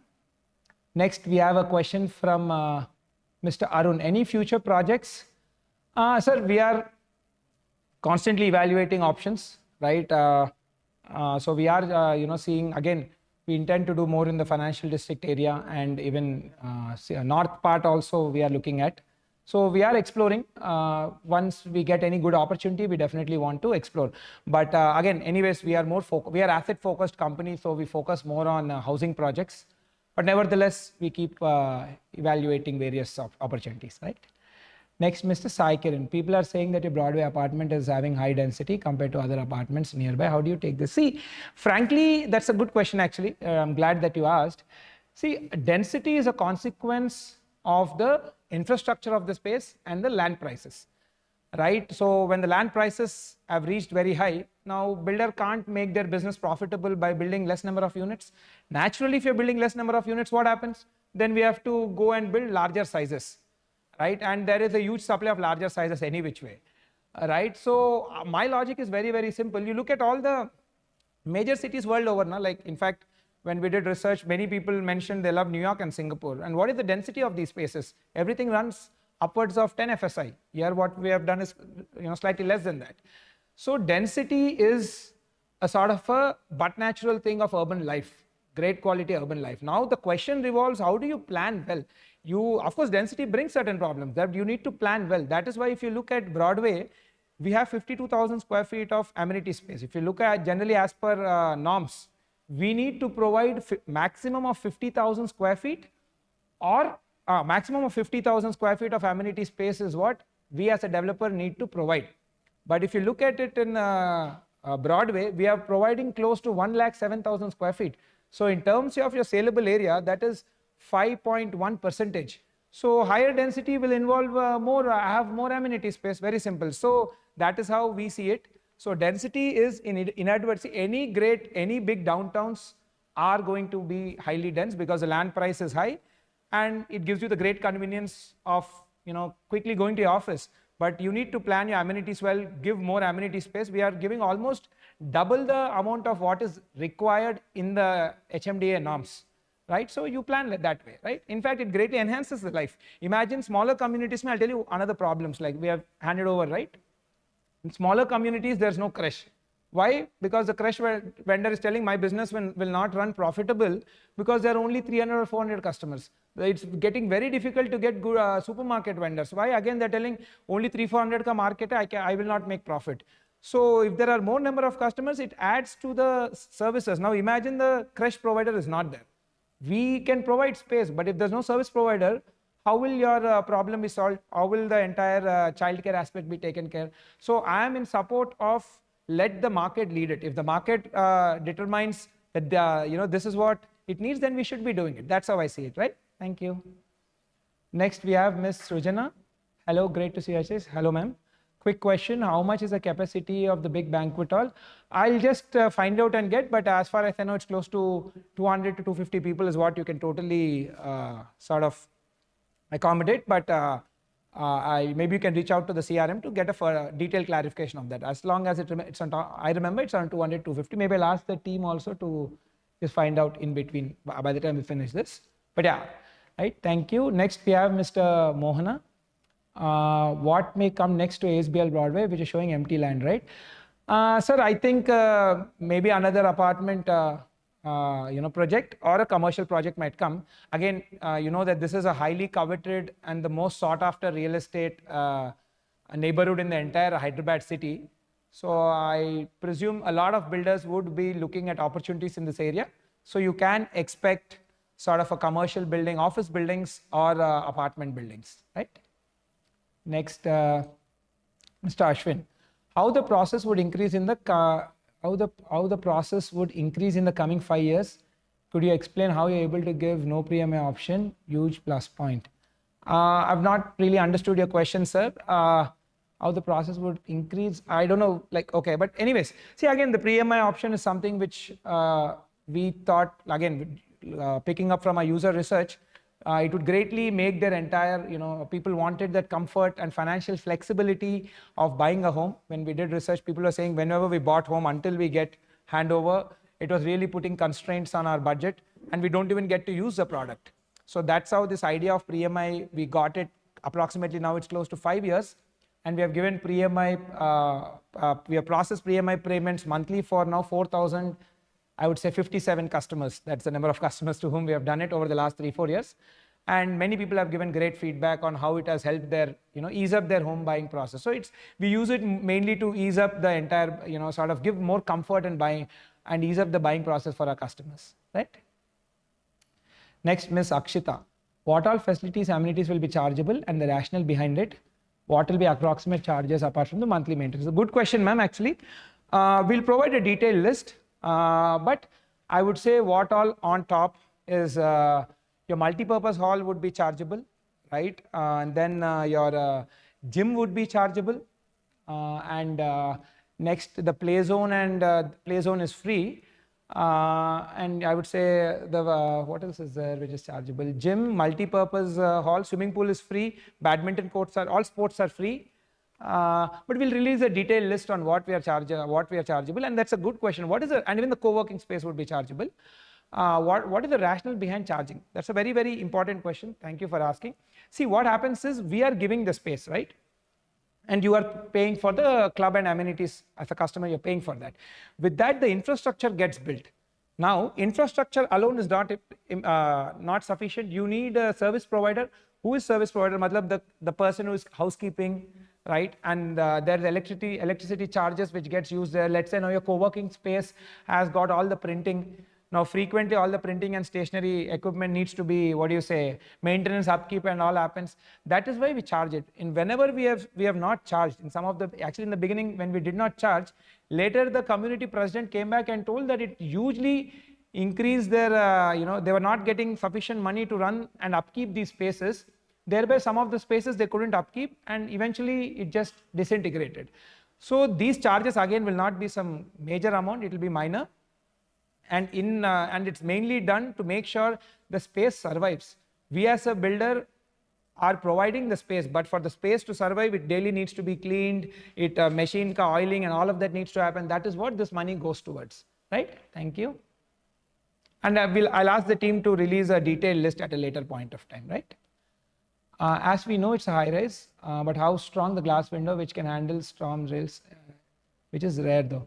Mr. Abhishek, I mean, this is all, so it is strong enough. There are consultants who are designing this for, by keeping all the safety standpoint, and there are like NBC codes, what we call National Building Codes, which give guideline on how this should be. So you can be rest assured that they're strong enough for any of those things it can easily handle these sort of situations, right? Thank you. Next, Mr. Rohan, could you brief on how the cash flow would work and would be safe in a position, and would we be safe in a couple of years considering this market? Don't worry, sir. We as a brand, I keep in various podcasts also, we do a lot of financial closures. So we have good banking ties and good amount of our own money and equity to finance our projects. So you can be rest assured that from a cash flow standpoint, it's totally safe. Thank you. Next, any details on EV charges? Yeah, we are providing provision, right? We are providing provision for 5 car parks at each basement level. So you've got how many? You've got 4 basements. So at each basement level, we are providing space for 5 car parks to have EV thing. And the entire EV setup will be done by a third-party vendor. He will come and set up the equipment, and it will be like a pay and use sort of a facility, right? And it will be there at each basement level, right?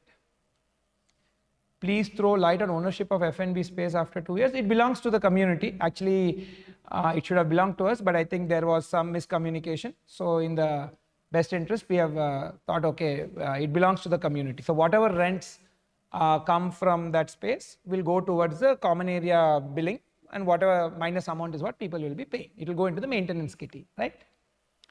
Next, Mr. Chekradhar, who will enjoy the rental income of supermarket, office space, salon, restaurant? It's the community only, the RWA, Resident Welfare Association. For first 2 years, we enjoy it because it's during the maintenance period. After the first 2 years, it's handed over to the RWA, that is Resident Welfare Association. Then RWA will get the right over that, right? Next, Mr. Rohan, are you doing any villa projects? No, sir, not as of now. However, we are evaluating options. If at all anything like that is there, we will intimate our customers. But currently, we are not looking at that. We are just exploration phase, I would say. Thank you. Next, Mr. Rohit. I had question on customer referral. I booked a flat and referred my brother, but reward experience is not good.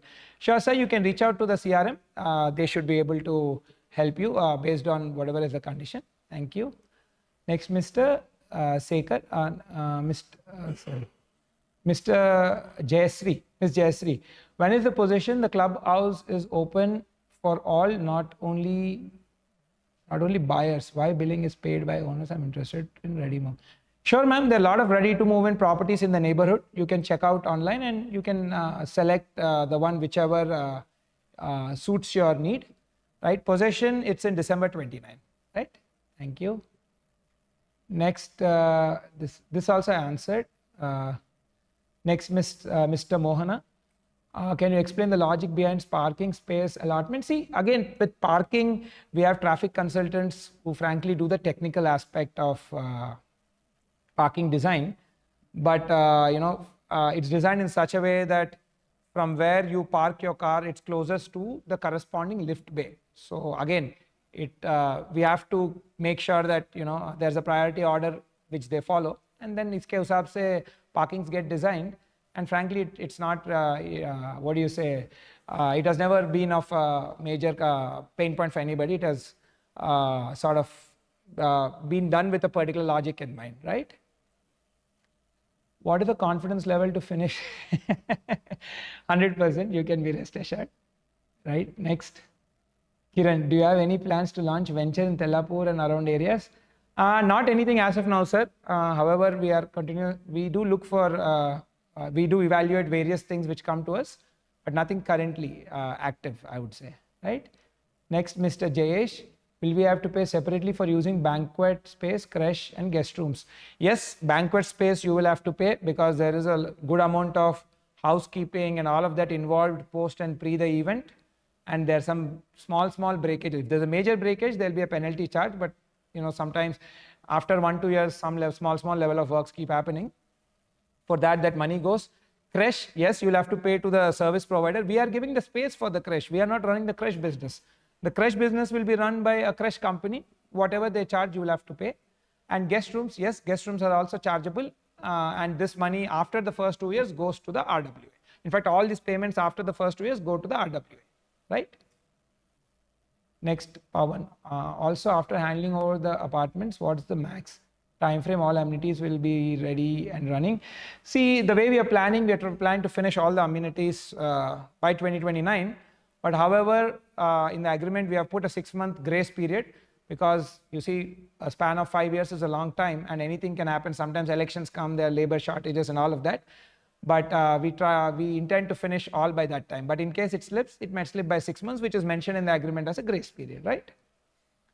Next, Mr. Vijay Kumar, are there any new projects around Kukatpally or KPHB? We have one project, sir, Landmark. If you're interested, you can check it out. Yeah, that you can. Apart from that, we are not doing anything there in that micro market, but you can check out Landmark. It's right in that Kukatpally vicinity. Government power bill has different slabs according to the usage, how it is divided according to the flat. See, again, I've mentioned, right, whatever is a bill which comes, depending on whatever the community, if there's a 100 rupee bill, that logic of how it gets divided, I've mentioned. From your meter, you pay for your house, the rest will be divided across all flats. It's frankly a simple process and it's a well quantified process, so you would know it when it's happening, right? And everything is done through the app. Mr. Pradeep, how much appreciation can be expected by the time of... see, I don't like to get into speculative questions, sir. But however, one thing there's a lot of employment, which is IT sector employment, which is happening in this area because of all the leasing which is happening. And then there are a lot of F&B places which are come up. Frankly, F&B spaces usually premiumize the entire real estate. There are a lot of clubs and restaurants which have come up in this financial district and a lot more planned. So definitely it's going to appreciate a lot more. And with metro coming in, it will just going to, do much better, right? However, I would recommend you do your thorough research so that you will feel confident with the purchase, right? Next, Mr. Sai, what will be rush hours waiting at lobbies for lifts? What will be the time to reach the 50th floor? This may be at a later date down the line, ROTCs I can cover, sir. Today it's frankly too preliminary, but yeah, later at maybe the next ROTC next year we can cover that once we are closer to the handovers, right? Next, is ASBL's construction quality on par with competitors? Yes, sir, it's totally on par. You can be rest assured. We do a lot of quality checks. In fact, the highest number of quality checks, and we have the highest per square foot deployment of engineers in the country, not just in Hyderabad. All our working cadre is minimum diploma or BTech civil, qualification. We don't have any non-technical people. Everybody, whoever is working on site, apart from the laborers, are all qualified professionals. Either they have a diploma or a BTech civil engineering degree. And all the quality team also has a BTech and civil engineering degree. So we have well qualified professionals. So you can be rest assured about the entire quality. And we have a lot of quality checks done through our own tech and app. So we thoroughly follow the entire process, right? Next, Mr. Kuldeep, what's the plan for Big Basket, Blinkit, F&B, door deliveries? It's hard to come from higher floor to pick them from gate. Please. In fact, sir, most of these communities currently these quick commerce and e-commerce vendors are coming to the flat and delivering. They're not delivering near the security. They're coming to the flat and delivering the goods, right? So that shouldn't be a problem. And in the basement, we are even planning to give certain parking dedicated for the bikes of the quick commerce, the logistics people, so that they can easily park and do. But yeah, so that's not a, they will be delivering at your home, which is what they're doing all across the communities, right? Next, Mr. Rajesh, when will be the flat owner will be liable to pay utility? After registration or from the time of occupancy certificate?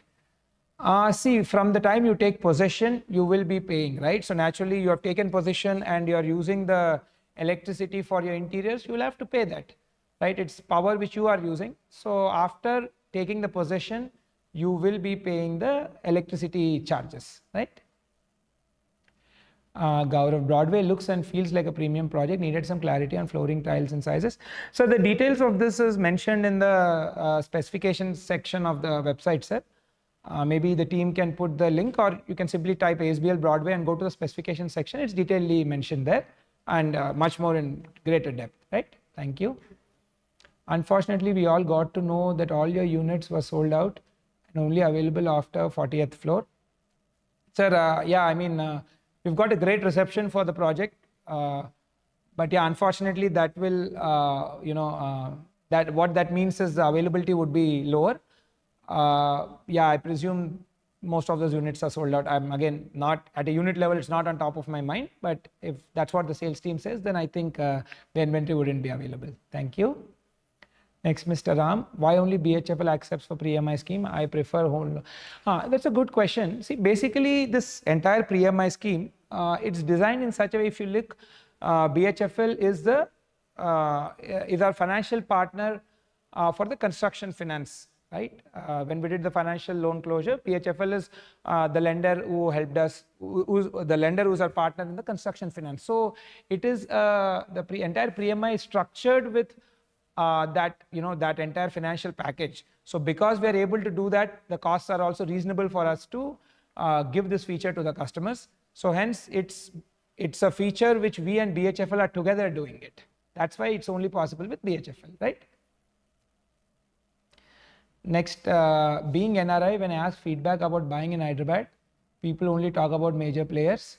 What would be your strategy to sue yourself to be on top?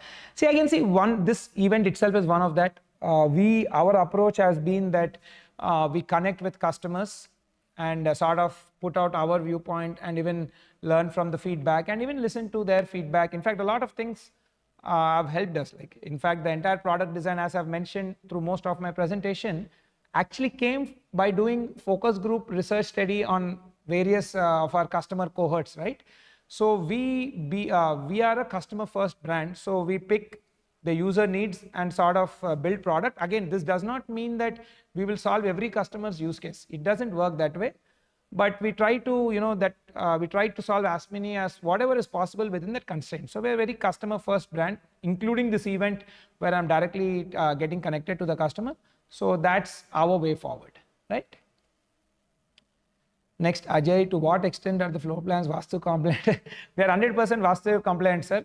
But however, with Vastu, one thing I'll say, there's a good amount of Vastu which is subjective, right? So which some particular person and their probably Purohit might see a certain way. So there might be different point of views, but from our angle, we are 100% Vastu compliant, right?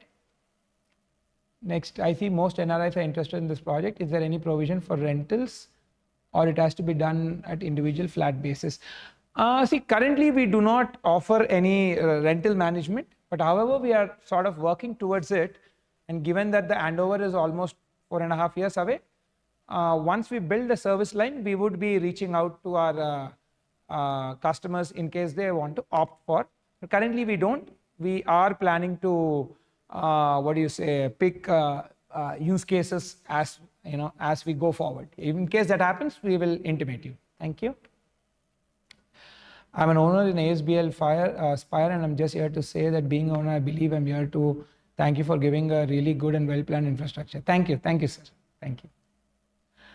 Next, Sam. Any upcoming pre-launch projects for investors? No, sir. We don't have any upcoming pre-launch for investors, and frankly, we have moved away from the pre-launch model because laws also have become tightened, and frankly, our balance sheet is big enough that when we buy land, we have our own equity, and then we have financial institutions who partner along with us. So we have moved away from the pre-launch one-time payment sort of offers and schemes, right? Next, Mr. Rajesh, final product looks like exactly same as what you have shown. Yes, sir, 95% it should be same. Plus there would be a margin of error plus or minus 5% because at time of construction, there should be some plus or minus changes, but 95% you're looking at a similar one, right? Based on your analysis, how will the market around financial district look like in next 5 years? By the time Broadway is ready for handovers, will there be an oversupply of units? See, again, supply is something which we do not control, right? But what definitely we can control is the product experience. And my thinking is, if you give a great product to your customer, this will naturally be far higher valued than any of your competing products. One thing I can say from our brand perspective, for the next 5 years, we intend to be there in this area for, at least not just 5, for the 10 years. We see this area as a major growth area for our company over this decade.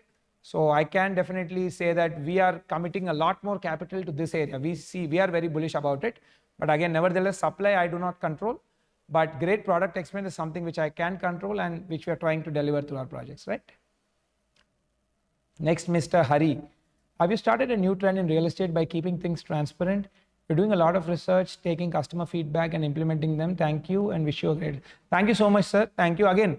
As even as the competition increases, you got to innovate and come up with new ways. And frankly, I got to learn a lot by speaking to customers. Again, maybe everything I cannot do, but a good number of things we can. Like co-working and all was not my idea. Something which I learned from my Spire and Spectra customers. So thank you so much. Yeah. And I also see the sector also over the next 20 years.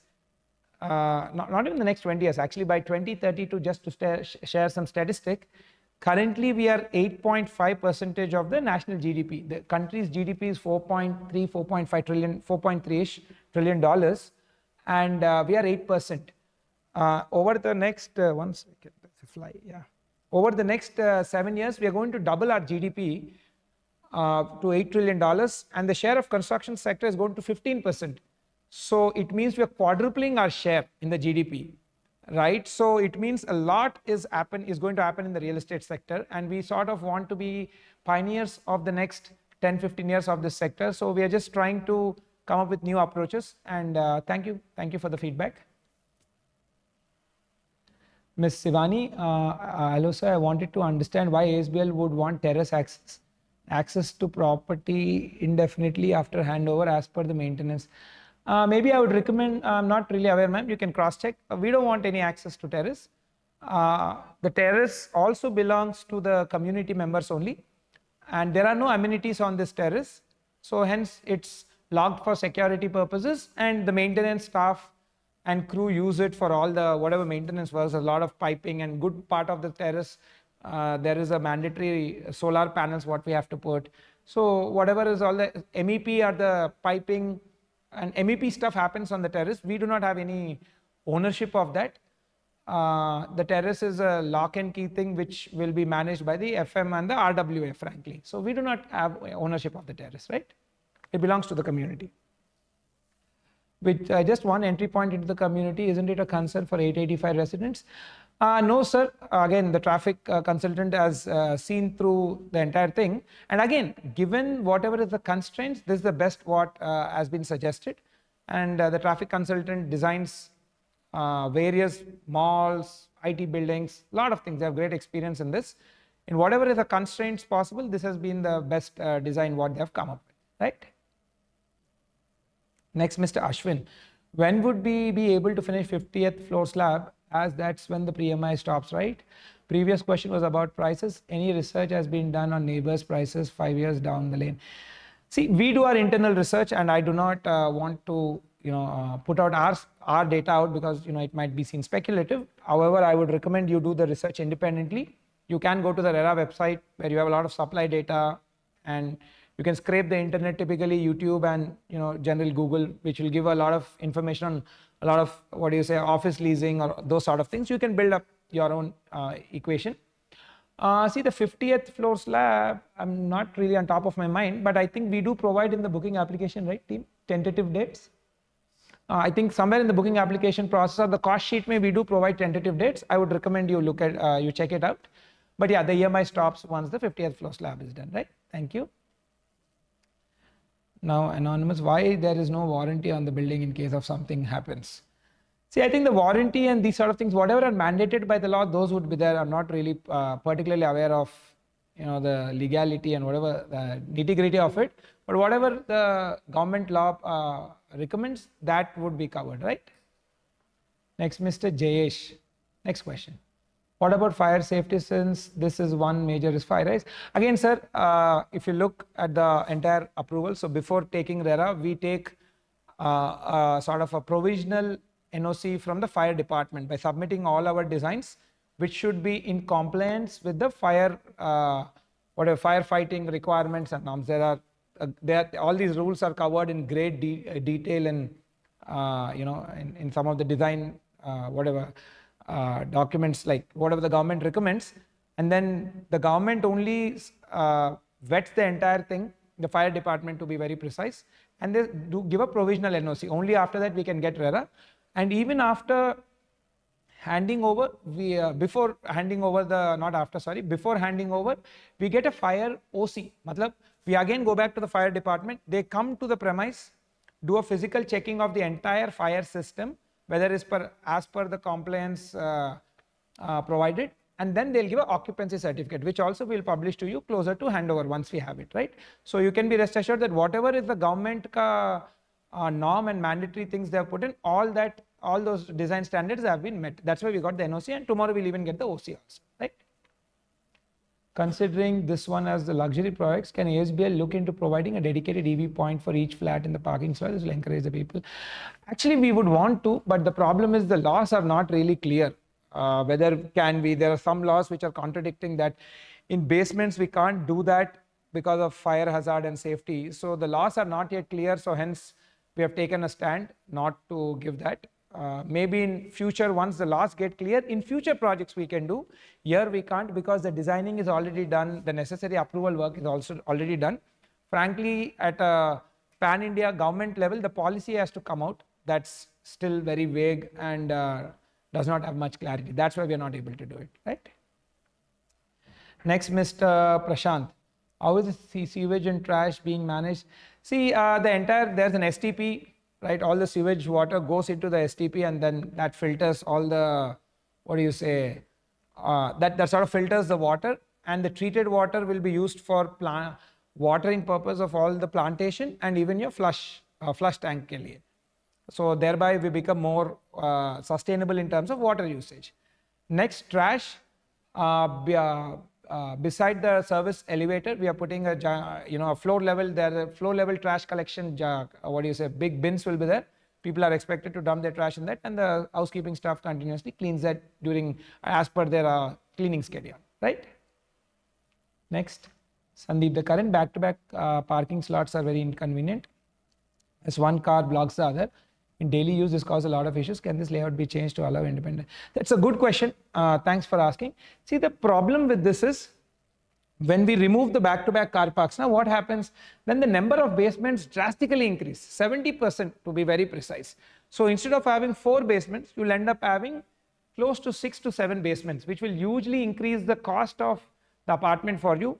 Closely, if I may put the rough estimate, 600 rupees per SFT is the cost of building per SFT, no, not 600, sorry, 1000 rupees per basement, it's what it costs us, right? That will almost translate into, when we do it at an apartment level, people will have to pay close to 600 rupees per SFT more. which frankly doesn't make sense from a car standpoint. So hence this design is the most sustainable, keeping all the constraints in mind, right? And 6 to 7 basements also would make it really unpractical for people to move in and out. So the back-to-back parking solution is the best given all the constraints, right? Thank you. Hi, Ajitesh, thank you for sharing info on Broadway. How would the glass wall be maintained, and would be an example? Sure, sir. The glass walls, right? The curtain walls would be maintained by the housekeeping. There'll be specialized staff or a vendor whom we will give the contract to, and it will be part of your maintenance budget only. You don't have to pay anything extra. In case there is a sort of a fund shortage for that, because again, this is all service centric. If the prices increase, there might be adjustment in the maintenance post it moving to RWA. But until we are there, whatever we charge in the agreement, that itself is final. So it will be done part of the maintenance budget, and it will be done by a specialized vendor, which closer to the, once we hand over, we'll be sort of finalizing these vendors, right? Next, Ms. Sandeep. How will lightning impact towers? Is there any study done? Will there be a... Yeah, see, all the towers come with lightning arresters, right? So there will be a lightning arrestor placed on top of all the towers as per the design provided by the electrical consultant. And for earthing ke liye, that whatever that a copper strip or something, whatever that, I don't know the particular material, but right from the terrace, wherever it's placed, till earthing ke, until it meets the earth, that entire whatever that wiring or that sort of work is done. It's all done as per the compliance with the electrical design, and it's this is taken care of, right? Next, Mr. Vamsi, quick suggestion. Can you think of providing parcel courier delivery room facility with lockers in respective towers, so that if residents are not in home, they can deliver in that place? Sure, sir. I'll take this suggestion. I'll see what best can be done. Thank you for the suggestion. What about road in front of Broadway? We still see no road in front of ASBL Spire, but earlier it was promised by the time. I don't know from where or who told you that the builder has promised a road. I'm a builder, I'm a private entity, road belongs to the government, right? If the road is going from the project land, that aspect of the land, I need to gift deed to the government. The government executes the road, and it doesn't just execute the road in front of our building, they'll have to execute the entire road. No builder can promise you a road. In case, even if any of our team members also by mistake suggested, please, I'm telling you directly from horse's mouth, we do not take charge of any road. We cannot. It's not my property, it's the government's property. So road is not our thing. Whatever land we had to gift deed to the road, we have gift deeded. That's why we got the approval. When the government puts the road, it's purely depending on the government, right? So whoever probably told you on Spire, that is wrong. And not only in case of Spire, wherever in Hyderabad you're buying real estate, if somebody is telling, I'll get you the road, please don't go for it. Nobody can get you the road. The government gets the road. A builder is, can't do that on their things, right? Right. Next. Is F&B space only for residents and their guests open? It's open for outsiders as well. We have done that because in our research it clearly came out that if it's only for residents and their guests, the business are going bankrupt because they do not have enough customers. So this will be open for outsiders also, and there are good amount of apartments coming in that area. So good business will happen for these guys so that they stay there. If they don't stay, then essentially the space dies, right? So it is open for outsiders. How does your construction quality compare? I've already answered this question, ma'am. Next. If in case there's any maintenance within my flat, power, water leak, etc., do we have to go with your preferred vendors only? Maybe this we can get, I can answer it closer to the handover. Frankly, we are 4.5 years away. Maybe closer to that I can answer because the policy, I'm not really on top of my mind what it is today, right?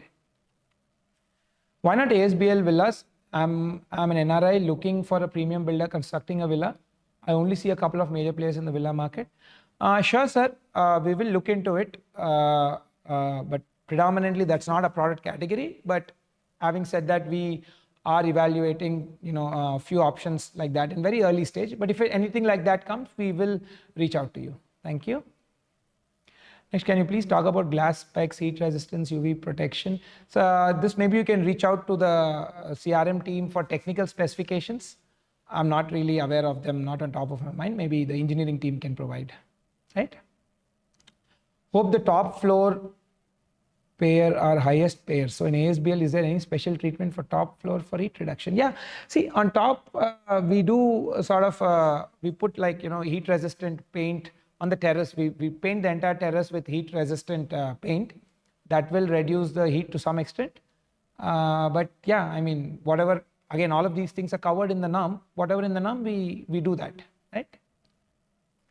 Next, can you explain how many lifts per floor, regular and service lifts? Sure, sir. Again, this is clearly mentioned in the plans section of the website. There are 5 passenger lift and 1 service elevator, right? Any dedicated parking for curbside F&B space or only walking is preferable? See, as per the design, it is designed only for walking customers only. But however, at a later point of time, if the RWA, that is the Resident Welfare Association, feels that it would be more encouraging for the F&B player if they give some parking, they can look into that aspect. But at least from our standpoint, we designed it purely as a curbside F&B, so it's expected to be accessed only via walking, right? Next, Mr. Vishal, as ASBL is growing, please have and publish a service level based escalation management, as it will help to concern understanding key themes. Sure, sir. You can reach out. I mean, we have a well-functioning CRM team in place. You can reach out to them. But however, we'll try to we'll keep innovating on how to make things better, right? Thank you. Next, Mr. Sandeep, is both drinking and usage water available 24/7 at Broadway? If yes, how is it supplied? Also, is there power backup provision for each flat? Yes, there is a 100% power backup provision for each flat. In case there's a power cut, the generator gets switched on automatically, and then it will supply power for all the flats. Like you can even run your AC or whatever you're doing in your flat, it can 100% power backup. Regarding water, see, the water will be supplied by major amount of water will be coming in via the piped water connection, which we will be applying for after getting occupancy certificate, because that is the procedure. After we get OC, we have to apply to the Metro Water Board, and they will lay the pipeline. Majority of the water comes through the piping system, the piped water, and some amounts of it will come from the borewells as well. In case these two are not sufficient, then sometimes people buy from the water tankers. That's pretty much the usage spectrum, right? But majority is expected to come from the piped water connection. And this area, I believe, has a piped water connection. So, that sort of takes care of most of the issues. Next, Anonymous, is it true that access to basement 3, I don't have to go through basement 1 and 2? No, you have to go through basement 1 and 2, right? I've shown up in the plan. There is a ramp, circular ramp. You just go in concept, like in the same circles until you reach basement 3. You can go there. I've shown it in the plan as well, right? What should a first-time real estate investor look for when making a purchase? ROI if someone looks for the rent. What kind of return on investment can one expect if investing? See, if you are treating real estate from a investment standpoint, I wouldn't suggest really looking for rentals, because rentals in housing is what, like 3%, right? 3% rental return, and property appreciation, let's take 7%. 10% return, I would say if you're in like probably 30s, it's a low return. I wouldn't recommend you to invest in residential real estate for rents. In fact, I would suggest in such case, you can buy REITs or invest in commercial real estate, which will give you more like 12-13%. In residential real estate, you can make decent money by flipping homes. I've spoken about this on various platforms. We will send that content to you so you can detailedly see it, right? Thank you. Next, Mr. Rishikesh, any solar system by using curtain wall glass as panels for common area energy usage, common area charges as per SFT or equal distribution? No, sir. The glass facade is not a solar panel. We do not do it. In fact, nobody has been using much in the country because the cost of that is extremely high. It wouldn't make it wouldn't make any viable sense. So hence we don't do it, right? Thank you. Next, Mr. Rajesh, customizing the unit is possible, or we need to go with standard provisions like sinks, kitchen islands, cabinets, bathroom vanities, flooring tiles, granites? Sir, you cannot break or change any of the floor plans. However, closer to the unit, we will come up with a detailed, document on what you can do, what you cannot do. We have been doing that in every project closer to handover. It will have all your do's and don'ts from a safety and technical aspect standpoint. You can do it, you can read that, and whatever the document allows, you can do that. But any major changes regarding, you can't touch the walls, even tiling chipping also has created a lot of problems where people end up chipping the slab little too much, because see, frankly it's not in your control, right? You give it to some interior contractor and it's last mile executed by a laborer. What if he chips the slab beyond a certain point? It will greatly put you and your other residents at risk. So we do not allow any chipping activities, right? But however, closer to the handover, we will give a document clearly which says all the do's and don'ts, right? And I would strongly recommend people to comply from a safety standpoint, not just for your family, for all your neighbors, and for the welfare of everybody. You don't want to get into any crazy situation, any bad situation, right? Next, Mr. Sunil. Yeah. Any demographic detail of your purchaser? Are there a significant number of North Indians to make my mind to buy a unit? Yes, sir. I've in fact published the details. From an ethnicity standpoint, yes, we have not published, but I would say roughly 35 to 40% of the customers who are Indian-based customers, right? We have NRIs also. Most NRIs are Telugu people, but who are Indian-based customers, we have a good 40% who are North Indians, right? And regarding the age groups, I've already presented earlier. When we publish the video online, you can cross-check that, right? Thank you. Is the glass wall heat resistant? See, I think maybe the technical details you can reach out to the CRM team. Maybe that will be a better. They'll be able to take it from the engineering and better answer that. I don't think whatever is again as per the norm, it would be there as per that, right? Thank you. Is home automation available? Yeah, while doing interiors, you can do home automation. We do not give it, but yes, home automation is totally allowed. You can do it with your interior vendors. Can you please explain the VRF systems which are provided? See, again, with the VRFs also, we are giving the space for VRFs. Now, why are we doing this? Because again, as per the norms and all, in high-rise towers, you don't get sufficient cooling by the typical AC systems. That is why VRF systems are recommended. And again, they're energy, much more energy efficient and sustainable also. So we are simply giving the space provision for VRF. Whichever vendor, whichever brand you would like to go, you can go ahead during your interior timing, right? And your flat ka VRF space is clearly mentioned in the the tower plan and all, it will be mentioned. In case you want more clarity on which exactly is that space, you can reach out to the corresponding CRM or the sales team. Regarding the vendor, you can select any vendor of your choice and your brand, right? Next. You have glass walls in a kid's bedroom. How safe is it? It's totally safe, sir. Again, it is kept, it's designed as per the safety standards mentioned in the national building codes. And you can be rest assured that it's totally safe. Unless somebody takes, I don't know, maybe take really shoot the glass with multiple rounds of bullets, then it will break. But on a typical course of action, nothing is going to happen. It's as safe as any buildings world over what you see, and they're clearly mentioned in the government NBC norms also. So you can be rest assured about its safety and strength, right? Thank you. Both the 2650 floor plan is really well planned, but the dedicated puja room space seems like a second thought in the half bedroom. Yes, sir. Basically, after designing with all the constraints, we could see that the maximum experience of the floor plan was able to come out only under this plan. We did multiple iterations wherein if you sort of if you put the puja room as in the main area, a lot of area was getting killed in the living room. So after doing multiple iterations, this is what we thought was the best from a experience standpoint, right?